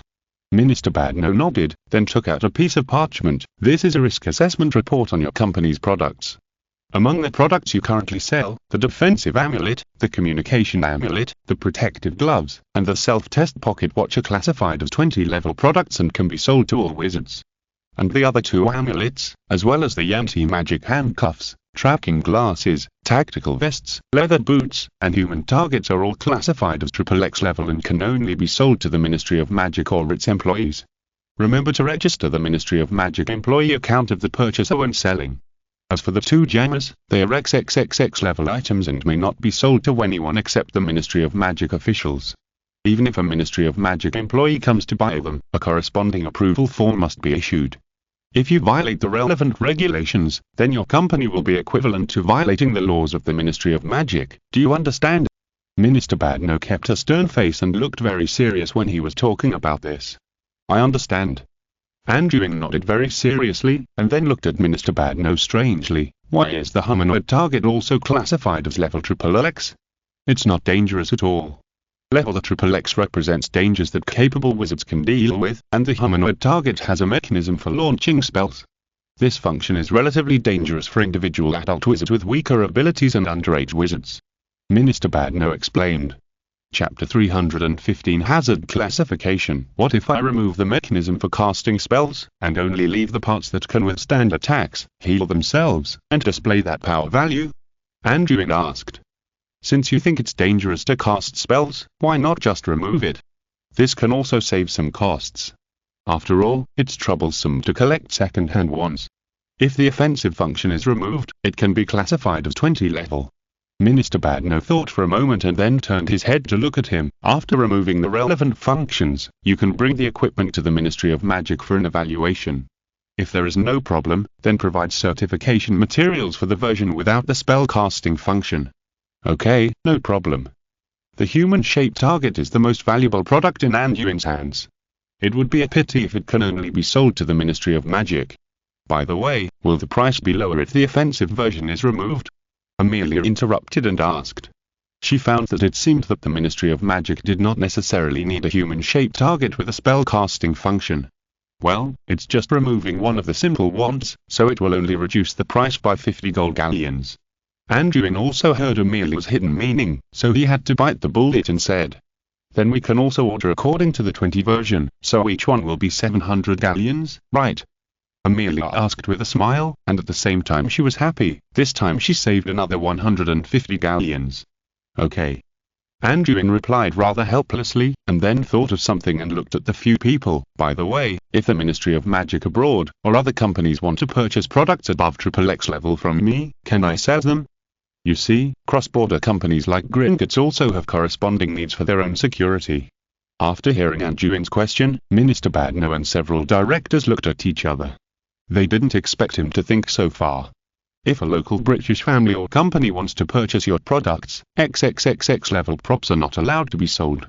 XXX level props need to apply for a qualification certificate from the Ministry of Magic, and must indicate the actual use and quantity. As for foreign countries, theoretically, as long as they are not in the UK, we will not care about how you want to do business, but XXX level and XXXX level products are indeed more dangerous. If they are purchased by criminals and used for illegal activities, it will be very troublesome and may even arouse inquiries from the Ministry of Magic of other countries. And the XXXX level equipment is too powerful. To be honest, I don't recommend selling it to foreign institutions. So my idea is to set XXXX products as prohibited items, and let foreign customers talk directly to the Ministry of Magic for XXX level products, and there are no restrictions for 20 level products. Minister Badno explained seriously. I see, I understand. Anduin nodded in understanding. Although Badno's decision might make him earn less money, with the endorsement of the Ministry of Magic, Badno was determined to stand up for him, so he did not show any dissatisfaction. It's good that you know what's going on. Badno felt that Anduin was relatively worry-free. Whether it was communication or cooperation, he was very satisfactory. Since the details have been agreed upon, then signed for the order. There is also an additional statement for the company to apply for. After all, the company you founded has many product restrictions. We will mail the company's official documents to you later. Minister Badno took out several magic contracts and asked Anduin to sign them, and then took out a receipt. This is a 30% deposit, which you can exchange for gold galleons and Gringotts. I hope we can have a pleasant cooperation. Minister Badno is indeed a vigorous and resolute character. He has prepared almost everything. Happy cooperation. Anduin put away the documents with satisfaction, and then leisurely left the office. Moody also followed out at this time, laughed and put his arm around Anduin's shoulder. You're good, boy. I didn't expect the minister to be so interested in your things. You must have made a lot of money this time. Don't worry, you'll get your share. By the way, I didn't expect Minister Badno to make such a big fuss. Do you have another big operation recently? You want to order so many combat equipment. Anduin estimated that he was lucky this time, as he happened to encounter the time when the Ministry of Magic had the highest demand. Don't ask about this. It's still in the confidentiality stage. Moody was still very serious about the principal. He smiled and shook his head at him. We made a mistake in intelligence before, so the management is stricter now. Understand? Anduin nodded. He had a lot of confidentiality regulations to abide by before, so he didn't continue this topic. But he thought of something else and asked, why is the product management so strict now? Alchemy has to be graded. I thought the so-called management was just not allowing some of the alchemical props to be sold to underage wizards. If it is handled like this, what about the shops in Nocturne Alley? For example, Borgin and Burke's, they seem to sell dark magic props. Nocturne Alley is not the same as Diagon Alley. Many of the shops there are in collusion with wizard families, and the new management method was determined after Minister Badno took office. Since those old shops opened in the front, they don't listen to your new laws at all, so we turned a blind eye to Nocturne Alley. Fortunately, they are also more disciplined and will not sell prohibited items at will. But they will not have an easy time recently. We are preparing to clean up these shops that are free from the grey area. Your luck is not good, so there are many rules. Maybe in the future, when the minister changes, your products will be unbanned. Moody picked out the parts that can be said and explained to Anduin. So this is killing the familiar. Maybe this is also related to the lack of authority of the Ministry of Magic. Although there are laws in the open, it is entirely up to oneself to abide by them or not. Anduin is not going to disobey them in public. After all, the Ministry of Magic is his big customer, but will this unstable social order make his business more popular? As soon as such thoughts appeared in his mind, he immediately suppressed them. Why did he expect chaos in the world just after making a deal? Is this the nature of arms dealers? Anduin shook his head and put these thoughts behind him. When he found Vanessa, he discovered that Ginny had been taken away by Arthur, leaving only the happy Hog at the scene. This guy was rubbing Vanessa's thigh from time to time, looking extremely wretched. Seeing this scene, Anduin felt extremely ashamed, stepped forward and kicked Hog away, then dragged him back to Diagon Alley. As soon as he came back, he couldn't wait to take the approval form from the Ministry of Magic to Gringotts. When he saw the actual more than 4,000 gold galleons, he breathed a sigh of relief, finally not having to rely on his old capital. Naturally, he would not take so much money directly. Anduin specially bought a vault in Gringotts in his own name and deposited most of the funds in it. Chapter 316 Opening. After he returned home, Anduin rushed to the basement without stopping and turned on the lathe. He had to work at full capacity to supply 80 pairs of anti-magic handcuffs and tracking glasses within 3 days. This was not easy and he had to work at full capacity. At the same time, since the company and workshop had been established, the storefront and shop had to be prepared. Anduin first came to the first floor, where he planned to arrange and display some 20-level products for retail. Then he noticed a problem. That is, the space on the first floor was too large. The actual area here was more than 200 square meters. With the current variety of goods in his hands, he couldn't fill it up at all. You have to know that some of his goods were banned by the Ministry of Magic. Even if he filled them up, they were all highly homogenized products and looked very monotonous. Faced with such a situation, Anduin could only find a way to make some adjustments to the space first. He directly separated a wall 10 meters away from the door. This part was the main part of the store, so the space of the store was about 30 square meters. When he added a counter inside, the remaining space would be even smaller, and the product would not look particularly empty. In this way, when customers come in from the store entrance, they will feel that it is a boutique alchemy store. After he adds some decorations, the internal atmosphere will also appear more stylish. At the same time, he built another wall 10 meters behind the wall. This part can be used as an area for testing products. After all, many of the products in his hands need to be used in practice. As for the rest of the space, when his business grows bigger and bigger and there are more and more products, he can slowly move the wall back, so as to gradually increase the space of the store. Having made up his mind, Anduin began to actually operate, and even went to other stores in Diagon Alley to buy a lot of decorations. From lamps, counters, carpets, shelves, wall decorations, etc. Everything is available. At the same time, he also covered the 2 rooms with wallpaper to cover the originally slightly rough stone walls.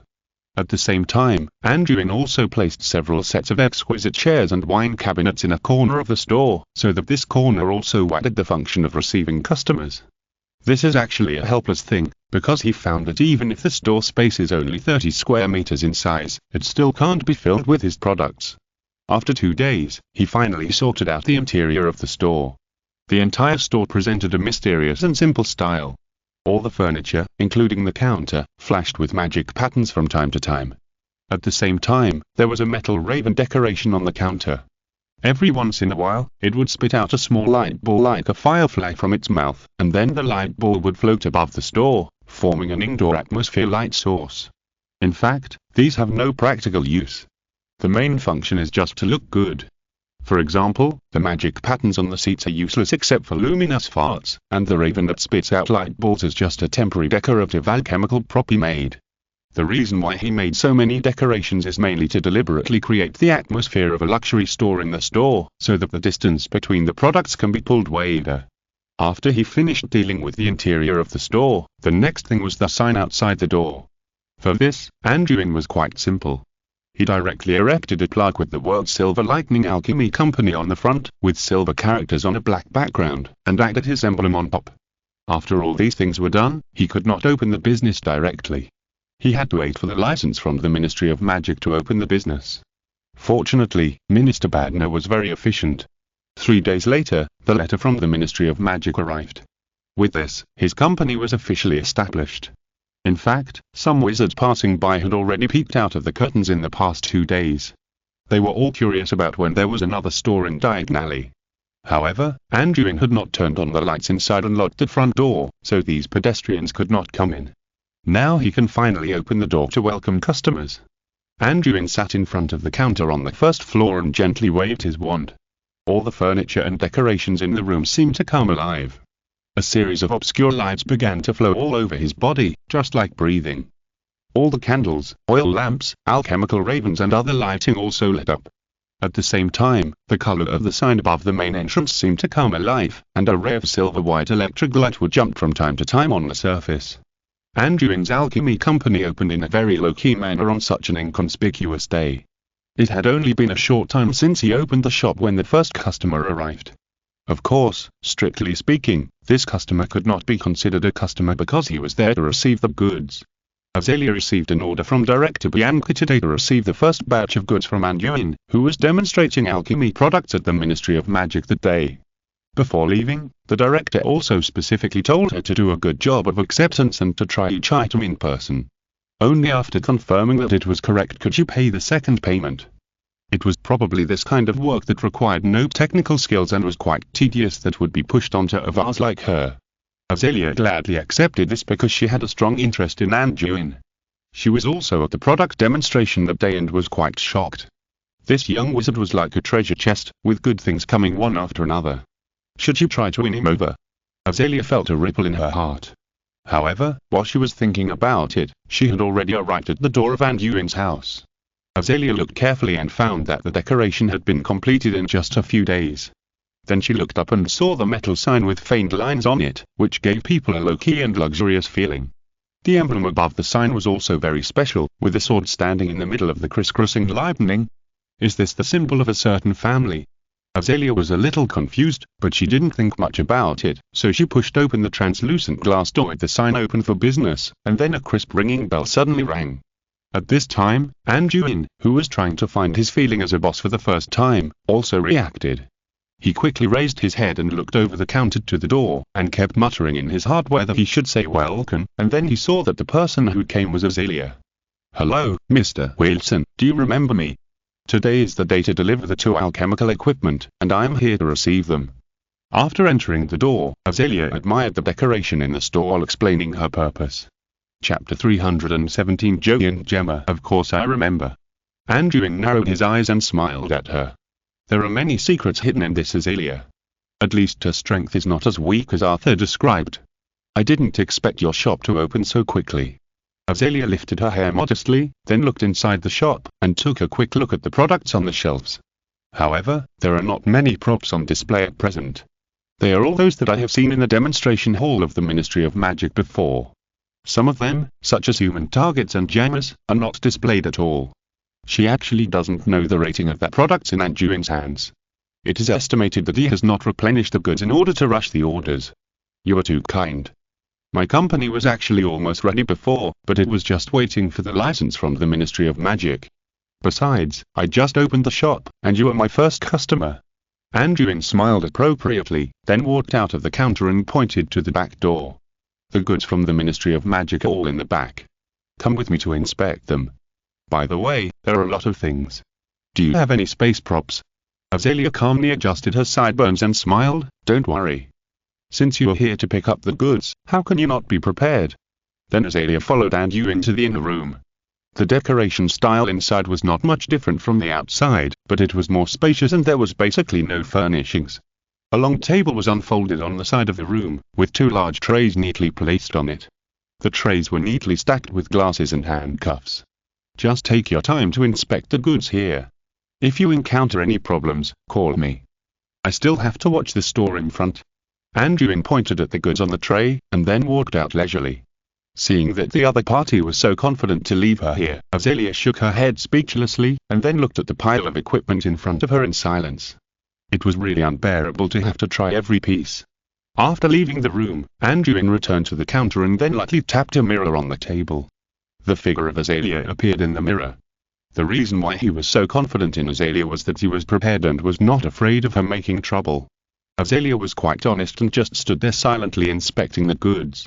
However, Anduin knew that there must be something wrong with this beautiful woman. She was obviously quite capable, but she still maintained the image of a vase. But Anduin didn't care about her secrets at all, as long as she didn't provoke him. After all, he had many secrets. Ding! The crisp sound of a bell interrupted Anduin's thoughts. Another customer came to the door. To say that Anduin's shop is in a good location in Diagon Alley, there is a lot of traffic outside the store. In addition, it is summer vacation now, and a large number of new and old students who need to buy teaching aids are traveling back and forth in Diagon Alley. So in a short while, the store was full of people. After all, there was suddenly a new store in the alley, and everyone wanted to come in to take a look and join in the fun. Most of them were underage wizards. They dragged their parents into the store, touched and looked around, and then they saw the product descriptions and prices on the shelves. Oh my god, a defensive amulet costs 12 gold galleons? This pocket watch is actually sold for 60 galleons? A parent of a young wizard couldn't help but exclaimed when looking at the prices on the shelf. In the store, the retail price of products is much higher than the wholesale price. In order to let the members of the Ministry of Magic feel the price advantage, Anduin increased the prices of all the products by about 20%. In the face of these customers' reactions, he just smiled slightly and didn't explain anything. After all, the effect of his products is there. If you want to buy it, buy it. If you can't buy it, forget it. Chief. A familiar voice came, and Anduin turned his head and saw that it was Joey, the 4th grade group leader. Of course, he was promoted to the 5th grade this year, and he was also selected as the class leader together with Mona. I didn't expect to meet him here. Joey, you don't have to be so reserved outside of school. Are you here to buy new teaching aids and diagonally? Anduin didn't keep a straight face like he did in school, but smiled gently at him. You're our head teacher, and this is a fact that can never be changed. Joey was still dressed neatly like the others in school. He was grateful to Anduin from the bottom of his heart. Because of his position as head teacher, he was now the pride of the family. I am here to buy teaching aids with my cousin today. She will also be enrolled this year. Joey smiled and stepped aside, revealing a little girl behind him. Gemma, this is the head teacher of our Slytherin house. Say hello. Hello, I'm Gemma Farley. The little girl Gemma greeted timidly.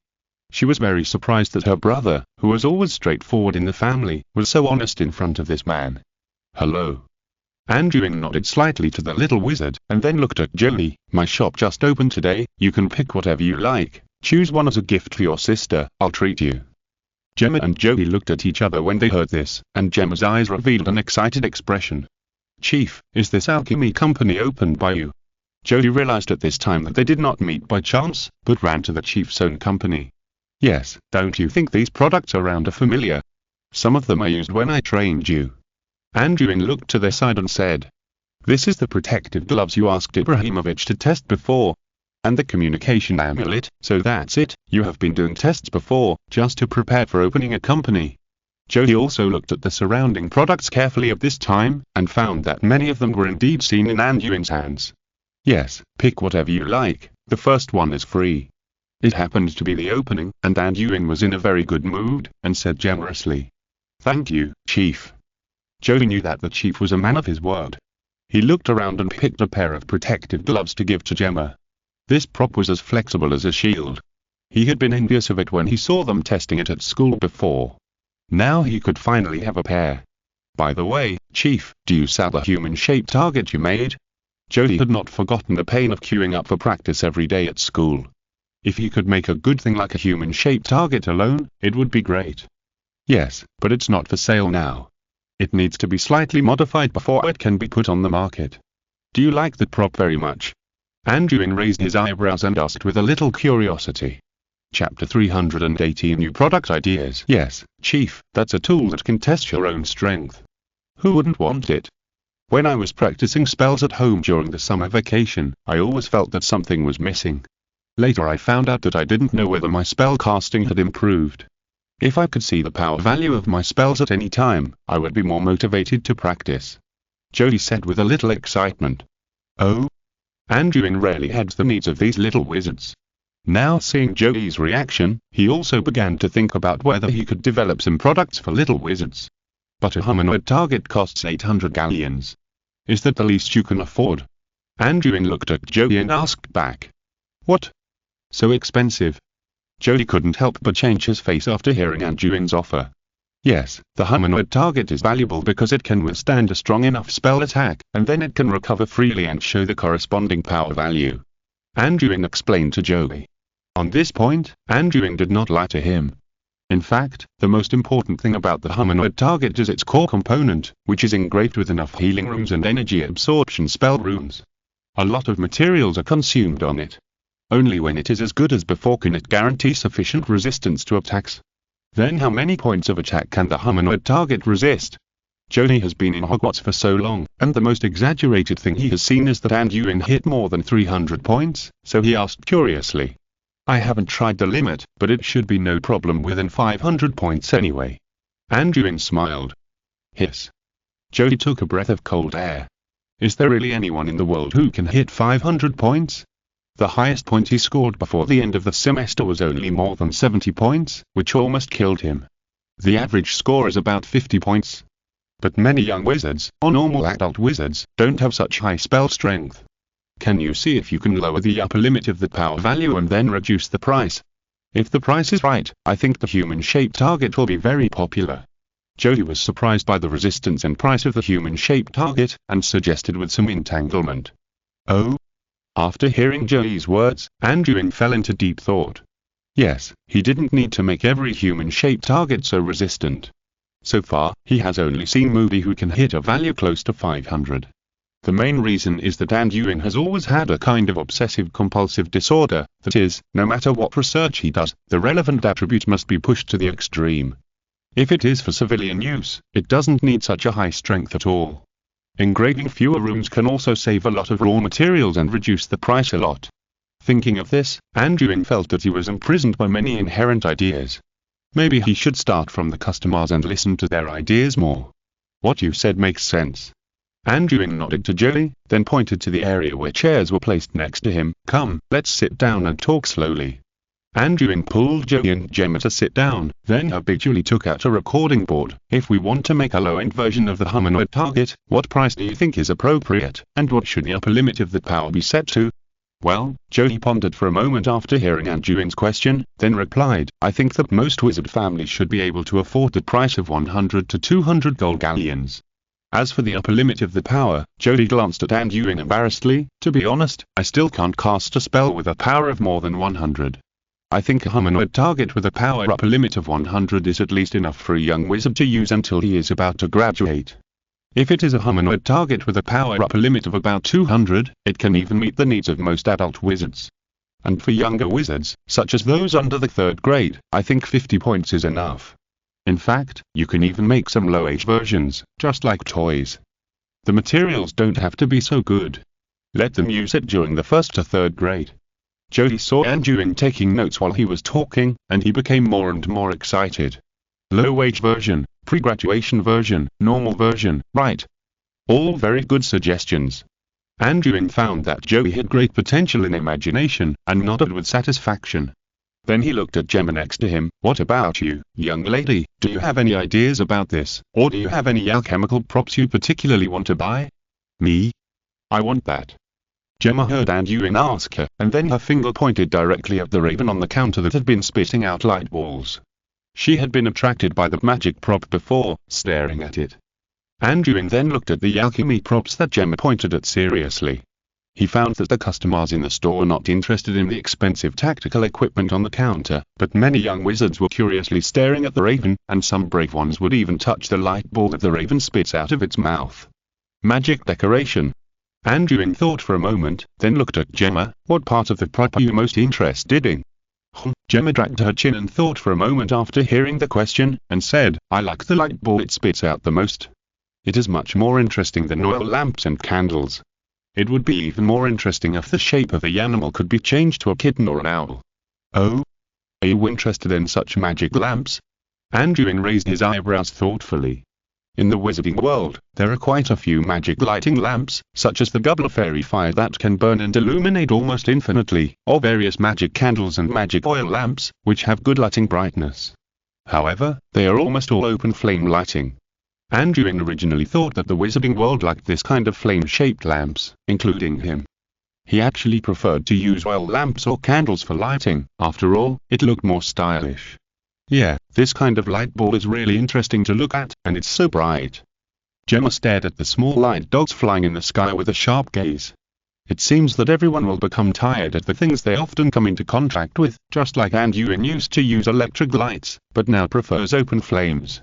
These wizards are used to using open flame lamps, and they always feel curious when they see new things. Perhaps this is also a way of thinking about civilian alchemical props. Anduin nodded silently in his heart. This alchemical raven is actually a decoration he made casually. Unexpectedly, it is more eye-catching than other props in the store. Chapter 319. Tricks. After seeing off Joey and Gemma, Anduin sat back at the counter and thought about the new alchemical products. Although the customers who came to visit the store looked at a lot and asked a lot of questions, few of them actually bought anything, so after a while, there was no one in the store.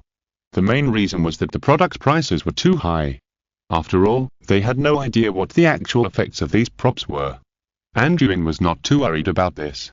After the Aurors from the Ministry of Magic experienced it themselves, they would naturally promote it for him. Once the reputation improved, the business would naturally pick up. Anduin was also prepared to follow the ideas provided by Joey and make some new products suitable for civilian use for sale. At the time, he would let Rita Skeeter advertise for him and the Daily Prophet, so he would not have to worry about lack of business. But just when he was daydreaming, Azalea finally came out, and tested the props one by one, which made her exhausted. At this time, Azalea walked out of the inner room with a little fatigue, came to the counter, and then took out a piece of parchment and handed it over. The goods have been counted. This is the 20% payment order. After submitting all the remaining products, the Ministry of Magic will pay the remaining 50%. If you think there is no problem, just sign it. No problem. Anduin took the parchment and checked it briefly. After confirming that it was correct, he signed his name, and then looked at the other party with a smile. How is it? The quality of my things is no problem. Remember to tell your colleagues when you go back that my store has opened. Come and have a look when you are free. Your efficiency is really amazing. It's really impressive to make so many uniform equipment in just 3 days. Azalea smiled and said politely. By the way, I just came here. I also want to buy some equipment for my own use. I remember that the Ministry of Magic has internal prices. Azalea looked around and smiled. Yes, and the Ministry of Magic employees can also buy some products outside the shelves.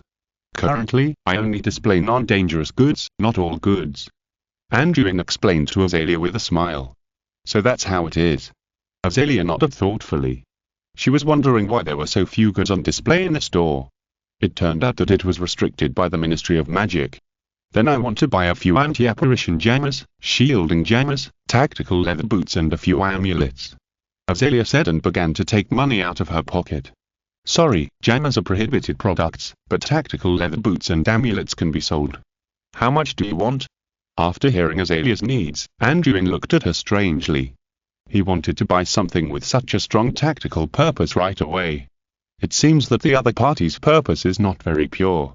You are not allowed to buy jammers? Azalea raised her eyebrows in surprise, and then looked at Anduin unwillingly.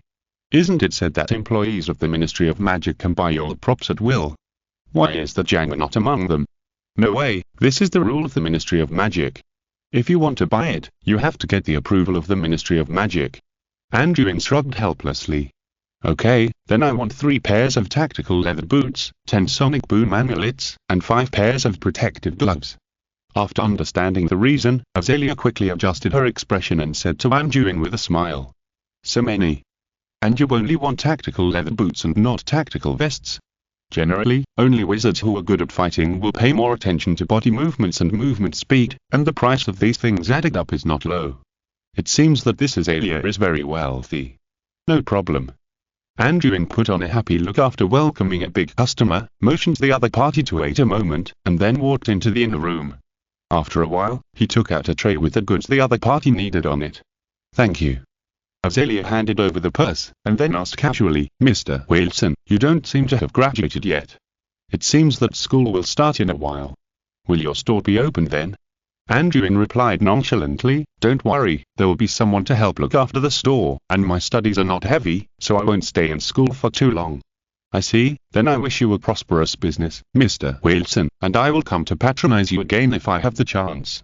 Azalea smiled politely, and then walked straight out of the store. Anduin kept watching the other person go away with a smile, and then his expression suddenly changed color, turned his head and turned into the inner room, and whispered, Kiki. Kiki, who was wearing a casual uniform, flashed in front of Anduin with an apparition, bowed slightly respectfully. Sir, Kiki is here. Remember the woman outside just now? Anduin asked coldly. I saw it clearly through the surveillance mirror just now. Kiki stood at attention and answered respectfully. I have tampered with the 3 pairs of tactical leather boots I just gave her. These are trackers. You need to monitor the other party's location every day from after dinner to midnight. Anduin took out 3 compass-shaped props from his arms and handed them to Kiki, carefully instructing them. Yes, sir. Kiki put away the 3 pairs of trackers and did not ask any extra questions. She only knew that Anduin's orders were above all else, and all she had to do was to execute them. Remember the tracking skills I taught you. Be careful not to be exposed. Once you are discovered by the other party, immediately break away to ensure your own safety. Do you understand? Anduin added as he looked at Kiki, who was on high alert. Don't worry, sir, I will complete the task. Kiki answered with a firm look in her eyes. During the tracking process, record where the target went and who he talked to. If the 3 pairs of tactical leather boots are separated, you only need to record who their owners are and where they live. The main tracking target is still that woman. Anduin narrowed his eyes and said coldly. Yes, sir. Kiki nodded obediently, then thought of something and asked, but what if she didn't leave any of the 3 pairs of tactical leather boots behind and they all dispersed? Hearing Kiki's question, Anduin nodded with satisfaction. Yes, you already know how to think about unexpected situations. If she didn't leave any of the 3 pairs of tactical leather boots behind, then you only need to pay attention to the owners of the 3 pairs of leather boots. After all, if she uses apparition to move when she cannot be located, she will lose the target. As for who to track mainly, it's up to you to judge. And if the situation really comes to that, I will let Hog come to support you and let him share some of the pressure for you. He has also practiced his latent tracking skills well. Anduin made detailed arrangements in response to the unexpected situation raised by Kiki. Chapter 324 and 8, asking for monthly ticket recommendation. The reason why Anduin targeted this Azalea was because he used legilimency to sense that the other party had a hint of it towards him during the previous conversation. Although this Azalea heard it very well, he still caught it with his instinct legilimency. And this hint of it appeared when Anduin said that the anti-apparition jammer could not be traded. Before that, Azalea had been acting quite normal and had shown a quite restrained attitude towards him. Considering that the other party had been intentionally or unintentionally asking about the details of his store, the intention was obvious. Azalea was very interested in the jammer in his hand, and was even ready to use violence. In this case, Anduin had nothing to be polite about. Originally, he was not very curious about other people's secrets, but now the curious party became the other party. Someone wanted to touch his secrets, so don't blame him for being cruel. After explaining to Kiki about tracking the other party, Anduin went back to continue to look after the store. He was now addicted to playing the role of the boss. One day when he got tired of it, he would let Kiki look after the store. After staying in the store for a long time, he gradually discovered the preferences of customers. Young wizards turned a blind eye to these powerful alchemical props, but were more interested in the silvery signs, mysterious chairs, and ravens that spit out small balls of light. Old underage wizards were very interested in the message amulet, which could facilitate communication. As expected, adolescents like to send small notes, but they are daunted by the price of the message amulet, not to mention other more expensive props. The interests of adult wizards are obviously different from those of young wizards, and there are also differences between men and women. Adult male wizards are more interested in self-checking pocket watches, which have exquisite appearance, complex internal structure, and powerful performance.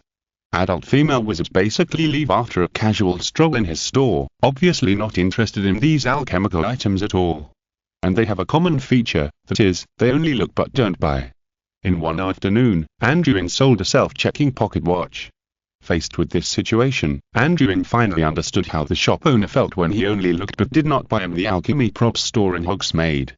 Although his products were highly targeted and were not originally aimed at these ordinary wizards, the taste of poor business also made Anduin very uncomfortable. Moreover, these people not only did not buy anything, but also often came to ask him if he had wizard chess, Quidditch props, etc. Which made him extremely embarrassed. It seems that these ordinary wizards are more interested in the appearance and entertainment of the products, and prefer low-priced props. Many times, they are discouraged just by seeing the price list. Anduin is really a novice in doing business, but he learns very quickly and immediately extracts the key points. After closing the store that night, Anduin quietly walked into the alchemy laboratory. He had to make some preparations. First of all, for Azalea, he installed a set of sense locator rooms in the defensor core of his home, so that as long as the 3 pairs of tactical leather boots approached within a certain range, he could sense them in advance. Azalea obviously had some ideas about the alchemical tools in his hand, so there was no doubt that she might come to steal. So in addition to the sensor locator, he also took out a few jammers and modified them on the spot. Anduin was prepared to make two preparations.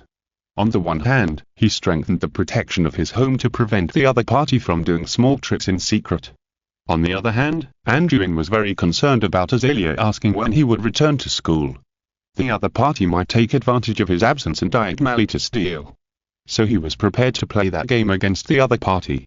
If the other party really wanted to play dirty and steal while he was away, he would let the other party steal these tampered jammers.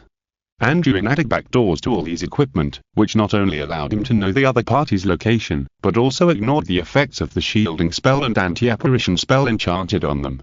After tampering with the jammers, Anduin stored them in a cabinet in the test room on the first floor. In order to show his vigilance, he also made a safe and stored the equipment in it. After finishing all this, Anduin was able to think about the store. After reviewing the Joey brothers and sisters and his own summary, his company also had an idea for new products. The first thing was to classify the humanoid targets into levels and versions, and make a juvenile version, a youth version, an adult version and a professional version. These changes were very simple for Anduin. After all, he only needed to make some subtractions from the existing products. The second thing was the research and development of new products, especially civilian products, such as the magic decorative lights that Gemma was very interested in. The cost of this kind of thing was actually not high, and it could be mass-produced and sold. Finally, he was also preparing to make some upgrades to the appearance of existing products. When he used equipment before, he basically only considered durability, low failure rate, concealment and other factors, so the shape was quite rough, and the color matching was basically the original color of the material. Sometimes he would even use matte processing or blackening. But now he has to do business, so he has to consider more. But Anduin actually has no idea about this. He is good at fighting, but he is not very good at making things beautiful. With his aesthetic standards, he wishes everything was simple and durable. Although Anduin was not good at this, he had external help. He knew someone who could definitely help him. So Anduin hurriedly wrote a letter, and then slapped the wind that was just waiting to die, and asked it to be sent out overnight. And the next day, an old acquaintance appeared in his fireplace through the floor network. Anduin, you're really good. You don't let me have a good rest during the summer vacation. Don't you know that I haven't touched Mahjong for almost a year? I'm going to play enough during the vacation, otherwise I will be stared at by you again when I return to Hogwarts. Vivian, who looked constipated, held a big chicken leg in her hand and complained as she walked out. I'll pay. Anduin dragged a purse in his hand and handed it directly to the plump girl. After so many years of contact, Anduin had already gotten used to her personality. He knew that if Vivian was in a bad mood, she could spray you for an hour even if he did nothing. So Anduin never responded to Vivian's words. He chose to hit her in the face with gold galleons. If you're listening to this novel on a channel other than Fanfic World, it means they downloaded and uploaded it without effort. We cordially invite you to visit our channel, Mundo Fanfic Novel, as there you'll find the original version of this story and you can explore many other novels of various genres. We're waiting for you to immerse yourself in a world of incredible novels. Chapter 321, The Chatterbox Girl, asking for monthly recommendation tickets. Hey, you should have said so earlier. After seeing the money back in Anduin's hand, Vivian's eyes instantly turned into the shape of dollars. Boss, if you have any instructions, just tell me. Since the day I met you, I knew that Anduin Wilson is an outstanding young man with a sense of loyalty and conscience. He will definitely not forget us good brothers when he gets benefits. Vivian's expression changed faster than turning a page of a book. Just now she was complaining with an indignant look on her face, but now she has turned into a dog. Okay, just say less. Anduin sighed helplessly. If there was no other way, he would not want to find this gossip girl. As long as she was there, it would instantly turn into a vegetable market. So, what kind of work do you want me to do? You didn't make it clear in the letter. With your strength, you definitely didn't ask me to fight. Vivian smiled and then looked at the surrounding environment again. Wow, you said before that you bought a house in Diagon Alley, is this the one? You didn't even ask me to come over for a visit after such a long time, you are so heartless. Wow, your house is opposite Gringotts. The environment is nice, isn't it convenient to go shopping in Diagon Alley? By the way, can I stay at your place for a few days? I haven't seen the night view of Diagon Alley yet. Vivian completely ignored Anduin's advice and visited his house by herself, touching this, looking at that, and even sticking her head out of the window to see the scenery of Diagon Alley. To be honest, Anduin is a little regretful now. It's annoying enough to have a hog at home, and now there's another chapter box. Enough, I'm here for a serious matter.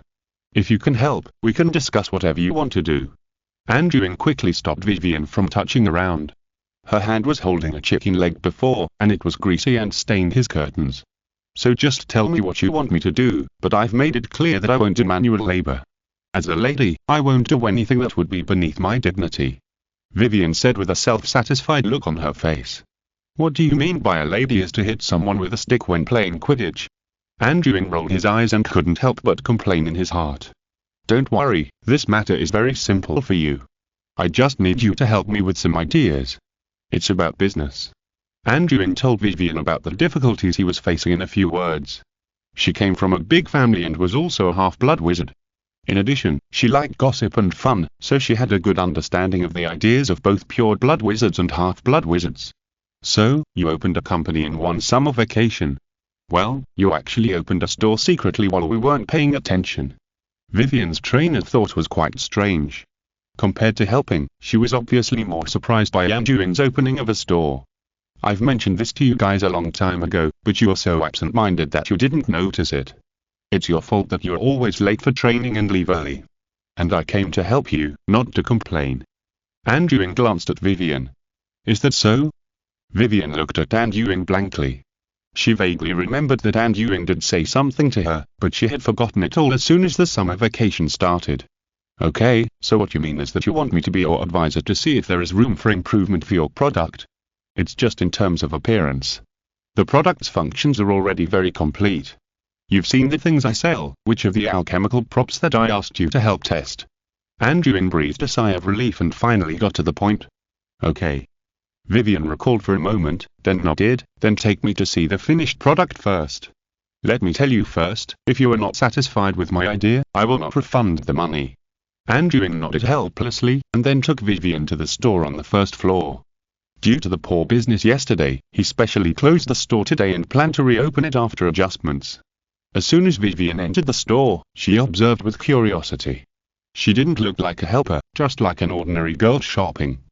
Wow, this Raven magic lamp is really interesting. Isn't your product quite interesting? I want to buy it just by looking at it.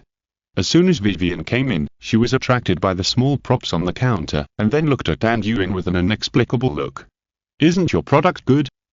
That's just a lamp I made for auxiliary lighting before, not a product. Anduin said with embarrassment. I will develop the magic lamp into a product. Even Vivian can see that the magic lamp has a better market. Why didn't I react before? Am I really not suitable for doing business? Anduin has begun to doubt himself. Instead of selling your dangerous and violent weapons, why not sell this? I'm sure many people will like it. Vivian stabbed Anduin again without any tact. I see. Don't just stare at the lamp. Help me find something else. Anduin changed the subject. Okay. Vivian pouted her lips in boredom, and then looked around. Your decoration is very unique. Are you sure you really have no aesthetic taste? By the way, how did you get the magic patterns on the walls and seats of the store? It's so beautiful. Why don't you just sell furniture? Just sell your chair for 3 to 5 galleons and someone will definitely buy it. Vivian stroked a small table with her small hands, her eyes sparkling. No, these furniture will lose their effectiveness after being moved out of this house. The reason they have magic patterns is because the whole house is connected to magic. After losing the magic supply, the patterns on them will naturally dim. Anduin shook his head. The continuous aura of these furniture is at the cost of the constant consumption of magic. They are made of ordinary wood. Even if rooms are engraved, they can't last long, and the cost of adding magic materials to make accessories will go up. So that's how it is.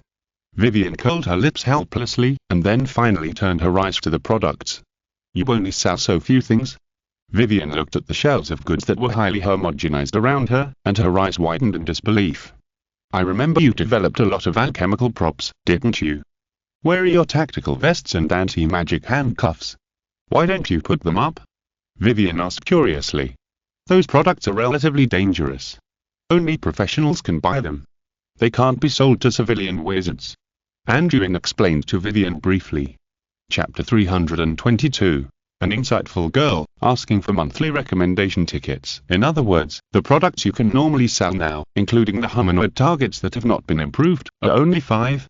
Vivian held her forehead with both hands, looking at Anduin speechlessly. For now, it is indeed true. Anduin nodded helplessly. Then what kind of business are you doing? And why do all these products look like half-finished products? They don't match your decoration at all, and you sell them at such a high price. Vivian picked up a defensive amulet with disdain on her face, looking at it as if it were a piece of junk. Hey, that's why I asked you to come here. See if there's any way. Anduin shrugged, then looked at the other party. By the way, didn't I give similar amulets to you? I never saw you dislike it so much before. Humph.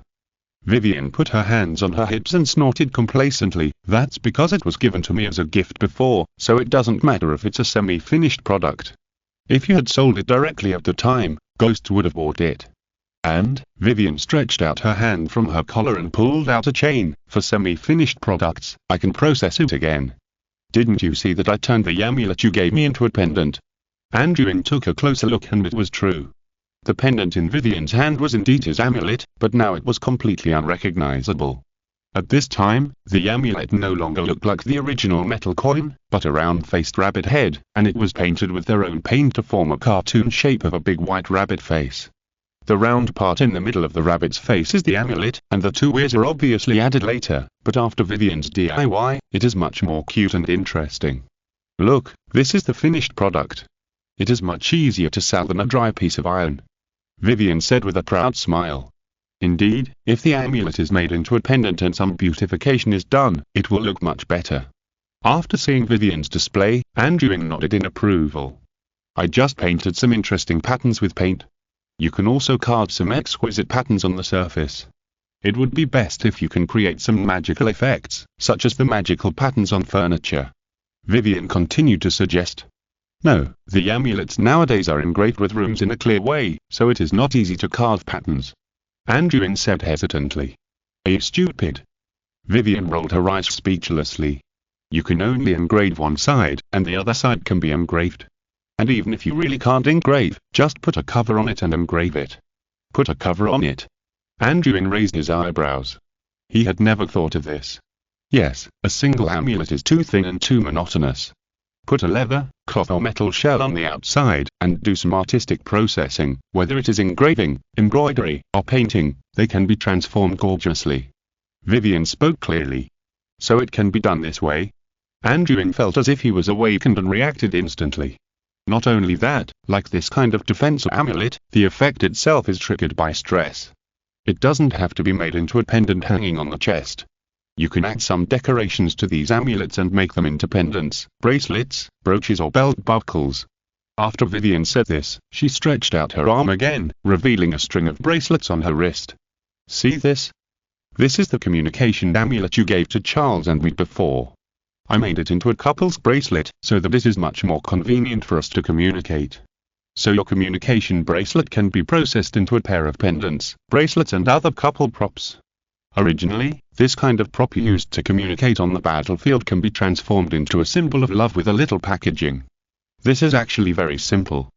To put it bluntly, it is just a change of skin and then make up a story or something. And this can also increase sales.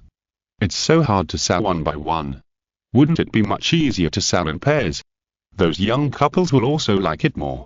I think they will be happy to buy one as a gift for their partner. Vivian talked about this very clearly, and became more and more excited. It makes sense. Anduin looked at Vivian as if he suddenly realized something. This guy is not simple. He really didn't find the wrong person. I understand. It turns out that these amulets can be packaged like this. It seems that I usually only focus on research and ignore a lot of basic things. Anduin smiled at Vivian with satisfaction.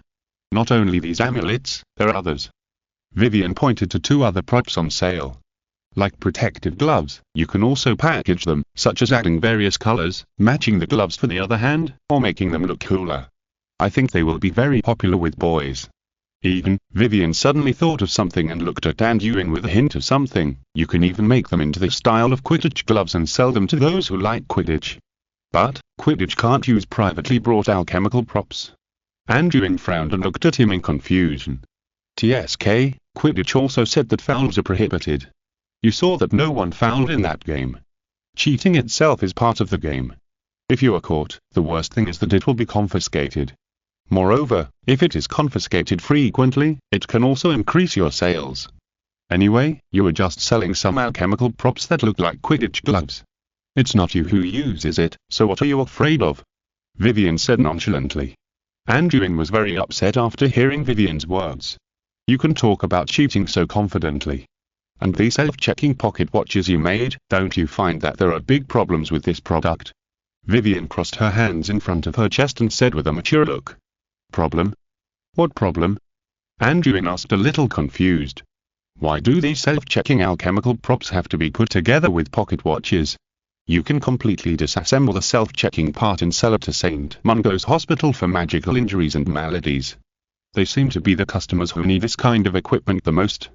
Vivian said bluntly. Anduin's mind suddenly became clear after Vivian's words. Yes, the reason why he put the self-checking scanning props into the pocket watch was simply for convenience and space saving. Later, after it was made into a product, it was natural to produce it in the form of a pocket watch. Chapter 323. Plagiarist Vivian, asking for monthly recommendation votes. So it's a mistake for you to make this self-checking item into a pocket watch. You might as well split it into two parts, the self-checking item and the pocket watch, and sell them separately. Vivian added. I can understand if you make a self-checking item, but what's so good about selling a pocket watch alone? It's not an alchemical item. Anduin frowned slightly. Brother, have you been blinded by your research on alchemy? Most of the alchemical items sold on the market are not powerful props like the ones in your hand. There are many products that are called alchemical props, but they are just beautified. You can add some exquisite carvings to an ordinary pocket watch, make beautiful magic patterns, or even stick a magic picture on the inside, and then sell it as an alchemical prop. Just like the Wiseacre Magic Store, their brass balances are just a little peculiar in shape, with some magical decorations that have a good mechanical feel. After Vivian said this, she had a burst of inspiration. You can also use this as a starting point to make some similar products, such as magic clocks, magic music boxes, magic phonographs, etc. These are all the same routines. They may not be very practical, but they can be sold as luxury goods just by their mysterious appearance. But Vivian thought of something again and said hesitantly, these things are basically directly modified Muggle items. Do you think the Ministry of Magic will agree? Isn't it said that Muggle items cannot be cast spells at will? You don't have to worry about that. Anduin heard this and was certain in his heart. He had taken precautions in this regard before. He had considered the possibility of modifying Muggle items in the future. Moreover, Arthur, the director of the Office of Prohibiting the Abuse of Muggle Items, was also a shareholder of his company. How could he be in charge of himself? Even if he really violated the law, he could change the law at the time. If we really don't worry about casting spells on Muggle items, we can even— Vivian's eyes lit up when she said this, as if she had thought of a good idea. We can even make some magic mahjong to sell, which will definitely be very popular. Magic mahjong. Vivian's little mouth was like a machine gun, and Anduin couldn't fully digest what she said. Isn't it a Muggle item? Can it be made into an alchemical prop? What's the big deal? Haven't you seen the so-called wizard chess? It's just chess with some magic effects added. You make it look like a magic prop, isn't it? Vivian rolled her eyes. She found that Anduin's associative ability in entertainment was too poor. How to do it? Anduin was confused and stared at Vivian. If you ask me, Vivian immediately activated her associative brain. You can enchant these mahjong tiles, make some card backs with animated effects, and make an instruction manual with a dynamic tutorial. It would be best if the mahjong tiles can have an automatic shuffling effect. I will definitely like it, not to mention others. And our mahjong club will definitely like it, and those pure blood bastards will no longer mock us for playing with boring Muggle toys. You are talking about an automatic mahjong machine, and you are doing this purely for your own benefit. Will anyone really buy this kind of thing? Anduin looked at Vivian with a slightly suspicious look. And more. Vivian then scanned the store again. Your environment is so good, and there is still some vacant space in the back. How about just marking off an area as a mahjong game room, filling it with mahjong tables, so that other wizards can play mahjong to their heart's content? I guess you can make a lot of money just by selling drinks and snacks. No. Anduin shouted with a face full of resistance. He didn't want to turn his place into a mahjong room, it would be too noisy, and thought Vivian could give him some good ideas. It turned out that all of them were for his own benefit. TSK, if you don't want to forget it, when I graduate, I will open a mahjong bar, and the business will definitely be good. After seeing Anduin looking after the store, Vivian also made a small calculation in her mind. Okay, let's improve it as you said before, but I won't do mahjong. Anduin was very resistant to turning his place into a noisy mahjong room, and he made the final decision. In that case, I have done my job for you. Are you satisfied with the service? Vivian patted her bulging wallet and smiled with satisfaction. Yes, you have indeed helped me open up a lot of ideas. Anduin nodded in approval, but I don't have any good ideas for the design appearance. How about this? I hire you to be the company's planner, I will pay you a salary, you design products for me, and I will be responsible for production. How about it? There was no other way. The idea Vivian gave him before was indeed good, but Anduin was not very confident in his own aesthetic standards now. Since the other party had ideas and thoughts, he might as well hire her to do it all. Well, Vivian rolled her mischievous eyes. Okay, I will help you reluctantly, but you have to agree to one condition of mine. What condition? Anduin looked at her with a little vigilance. This guy probably had some crooked ideas in mind again. Well, I can help you design products, but you have to help me make magic mahjong. Even if you don't sell it, I want it. Vivian pouted and said with a little willfulness. Okay. Anduin nodded helplessly. It seems that this girl is really addicted to mahjong. Next, Anduin closed the store completely, and then allocated a place in the test room for Vivian as an office, asking her to design various products for him, and then he would find a way to make samples. Fortunately, Anduin has a fireplace, and Vivian runs to work part-time every day along the floor network, and her efficiency is not yet calculated. Although Vivian's academic performance in Hogwarts is average, her brain circuit is quite unique, and she provided Anduin with many product patterns. But later Anduin learned that Vivian had a secret weapon, that is, various fashion magazines in the Muggle world. Although she is a witch, she has lived in the Muggle society for many years, and she still has strong Muggle habits, including the hobbies of many ordinary Muggle girls, such as reading magazines. Vivian directly copied the classic and new products of various trendy brands in the Muggle society. Anyway, these things are similar to a shell, but they're used to hold various amulets. There are also various pocket watches, clocks, music boxes, phonographs. As long as they are good-looking and durable, they are all copied down.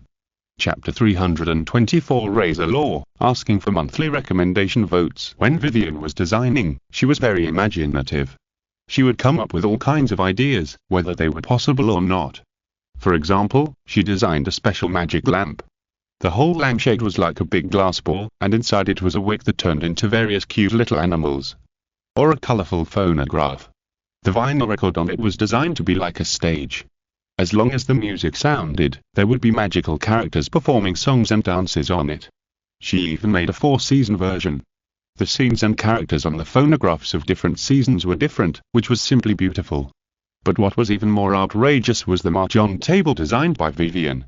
Not only did the tabletop have various dynamic effects such as water and grass, but she also hoped that when playing cards, there would be strong light and shadow presentation, which was just short of making the cards fly into the sky. Anduin even suspected that she wasted more design thoughts on this device. Vivian's design was like daydreaming, but Anduin on the other side was more difficult. He had to think about whether what Vivian made was possible, and then he had to make samples for testing. Sometimes he thought he was just an employee and Vivian was the boss. Later, he saw that Vivian was too self-indulgent, and many of her ideas were simply difficult to realize, or they were not things that could be made in the short term. Considering that the store couldn't be closed forever, he could only take out some simple and feasible designs and produce them to sell first. The others could be kept. Anduin had a good idea, making some simple and more gorgeous products first and then using them as new products in the future, so that sustainable development could be achieved. In terms of production, he was inspired by Vivian and thought of a better way. Anduin was going to outsource all the physical parts without magical effects, such as pendants, belts, bracelets, pocket watches and other shell products to the Muggle world. It just so happened that he also had a Muggle shop, so he could just determine the specifications and let the craft factory outside do the work, and then stuff the amulets in. Wouldn't it become a magical item? As for other decorations, such as phonographs, lamps, music boxes, clocks, etc., he also went directly to the Muggle world to buy ready-made ones, and then transformed them into magic items. Anyway, Arthur was in charge of this in the Ministry of Magic, and Anduin could be said to be unscrupulous in transforming Muggle items. If someone else cast spells on so many Muggle items, they would have been arrested by the Office of Prohibition of Abuse of Muggle Items. In the process of dismantling and modifying these magic props, Anduin also understood more business ideas, and planned to determine the main civilian alchemy props in the future as magic lamps and magic phonographs. Because Anduin understood a very cheap razor law, he found that he could completely split many lamps, phonographs and other props into two parts. For example, the lamps in his hand did not have such things as light bulbs. They were completely replaced by the components that stored magic power inside, and as long as an energy-absorbing spell rune was engraved, it could continuously absorb magic power and then continue to shine for a long time. But Anduin did not do so, because he found a better way to make money. He deliberately made the components that can store magic power detachable, just like light bulbs. He also deliberately reduced the efficiency of the alchemical storage components, so that they can only work for 2 or 3 months at most, and the magic power will be exhausted, which is about the same efficiency as the magic candles and magic oil lamps on the market. Then he sold the main part of the lamp very cheaply. For example, a standing magic table lamp that can automatically absorb magic power and keep shining can be sold for 4 to 5 galleons, but after making it into a table lamp with magic power components, he only sells it for 2 galleons, and the magic power components are sold for 5 silver sickles. In this way, as long as the customer is still using this lamp, he has to keep buying energy storage components. The actual profit of such a lamp is far higher than the original selling price. And you can also do a discount event. If you bring the scrapped magic components to replace, you can reduce the cost of 1 sickle. On the one hand, this can reduce costs, because the magic part of the magic lamp modified by Anduin is actually only the magic component, and the other parts are modified from Muggle lamps. The replaced magic components can be used again after being charged and refurbished, which is very convenient. On the other hand, it can also increase customer stickiness, so that they have to come to the store every once in a while. When they enter the store and see more other products, are they sure that they can resist the temptation and not make impulse purchases? This is like selling razors, which is actually selling blades, and selling cameras, which is actually selling film. The same is true for products such as magic phonographs. His phonographs may be priced at only 3 to 5 galleons depending on the style, but records that store music and have different light and shadow effects can be sold for 10 sickles or even higher. In this way, when those customers are tired of the previous music, they have to buy other records. In the wizarding world, there are actually singers. Anduin is even considering cooperating with these singers to produce special music records for them. Perhaps infected by Vivian, Anduin's business acumen has been developed a lot during this period. It is estimated that it will not be long before he can become a qualified capitalist. After more than 10 days, Anduin readjusted his product ideas and has already produced a batch of ready-made products. Then he took these new products and the improved multi-version humanoid targets to the Ministry of Magic. At the same time, he also took the Ministry of Magic equipment produced during this period. While delivering the equipment, he also did a hazard assessment of the goods. This trip was quite smooth. Anduin delivered all the equipment without any defect and received the subsequent balance. This made him sigh again that the Ministry of Magic was rich and powerful. The hazard assessment was also quite simple. After all, he had greeted Minister Badno before, so the relevant departments knew that Anduin was coming to do the assessment, and the products he brought were not dangerous. But during this period, Anduin also discovered an interesting thing. The hazard assessment is the responsibility of the officials of the Department of Magical Accidents and Disasters and the Department of Law Enforcement to evaluate and grade. The Department of Magical Accidents and Catastrophes assesses the danger, and the Department of Law Enforcement assesses whether the law is violated. Then Anduin discovered that the assessor of the Department of Law Enforcement was actually Arthur. Chapter 325. The light in this store is about to burst out, asking for monthly ticket recommendation ticket. So this so-called evaluation is just like a grocer asking a grocer if the vegetables are fresh. This also makes Anduin feel more assured about transforming Muggle items. This is simply a natural umbrella of protection. It is indeed a wise decision to ask Arthur to invest. After completing the product rating, Anduin returned to the store and rearranged the store again. This time he had so many products that the original 30 square meters of space could not accommodate them. After all, there were dozens of various accessories derived from the defense amulet alone. For this reason, Anduin had to expand the front store space to more than 50 square meters, and then arranged the shelves according to Vivian's suggestions. At the same time, the current shelves are not like the simple display racks of the past, but are made like jewelry stores, where jewelry products are placed in various glass cabinets, and high-end velvet is placed underneath. As for products such as lamps, phonographs, music boxes, and clocks, the most exquisite ones are selected and displayed in separate cabinets, and they are also illuminated from top to bottom, left to right, making them look exquisite and beautiful. And at Vivian's strong request, Anduin also displayed the magic mahjong and the matching magic mahjong table. In this way, Anduin's alchemy shop reopened after a thorough transformation. And he continued to employ Vivian and asked her to help with sales in the store for a period of time. After all, it would be a waste if she didn't use her mouth to sell things. For this reason, Anduin also promised her a 10% sales commission, and he also asked Kiki and Hog to help. Of course, it was called help, but in fact, Anduin wanted Kiki to learn sales from Vivian and let Hog learn to count. After all, school will start in half a month, and he must stay in Hogwarts for a while before he can come out. At the time, the store will have to rely on the two of them to take care of it. At the same time, during this period, Kiki's surveillance of Azalea continued, but there was no special progress. The 3 pairs of tactical leather boots were always concentrated together and not dispersed. Azalea's daily activities were also quite regular. She went to work at the Ministry of Magic during the day and returned to her home in Godric's Hollow after get off work at night. She had no spouse, no lover, and even few friends. She lived a life like a Puritan. But this discovery made Anduin more certain that there was a problem with the other party. The lack of progress now might just be because it was not the right time, so he asked Kiki to install a highly concealed magic monitor outside the other party's home. This made it convenient to conduct remote monitoring, and then track the other party in real time when there was any abnormal movement, so that Kiki would not have to run there to blow the wind all night. Not long after Anduin's shop was renovated and opened, it attracted the attention of a lady who was strolling in diagonally. This young woman had a pretty face, a Chinese face, and a slim cloak. At first glance, she was an auror working in the Ministry of Magic. Mavis, long time no see. The signature potion I bought from you last time is working well, isn't it? Anduin's neighbor, Ms. Pimpernel, was taking care of the sign at the door. She happened to see this woman and immediately greeted her with a smile. Hello, Ms. Pimpernel, the previous potion worked well. The acne that I had developed due to staying up late and working overtime has disappeared. Mavis looked at the owner of the beauty shop and greeted her politely.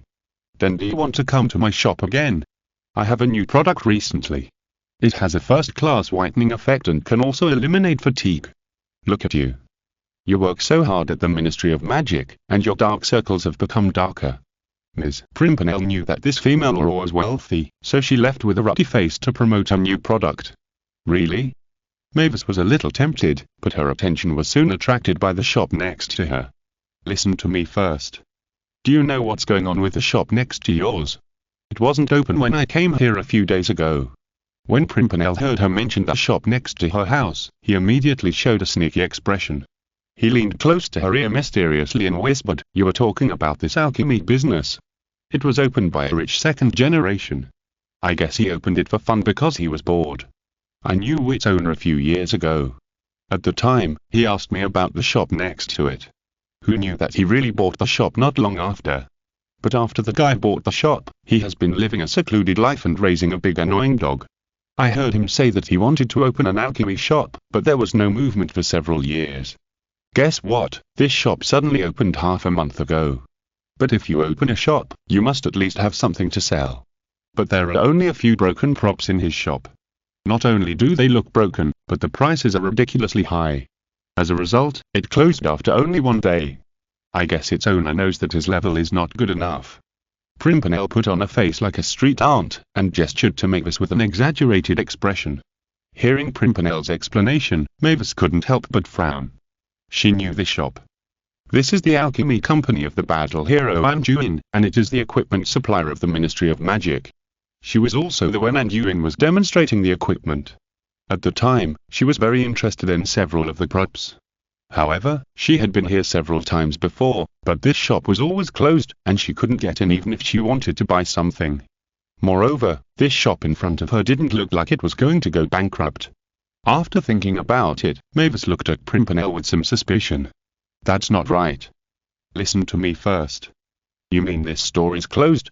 But you see the lights and decorations inside the store. It's a lively scene. After hearing what Mavis said, Pimpernel turned her head in confusion. She had just come out and didn't even notice the alchemy shop next door. But this sight almost made Pimpernel's eyes pop out. Now the alchemy shop was brightly lit in the daytime. The window was filled with all kinds of gorgeous objects. She didn't even see them. In the sky above the inner room, there were several birds made of light flying, and there were many light balls floating up and down like elves.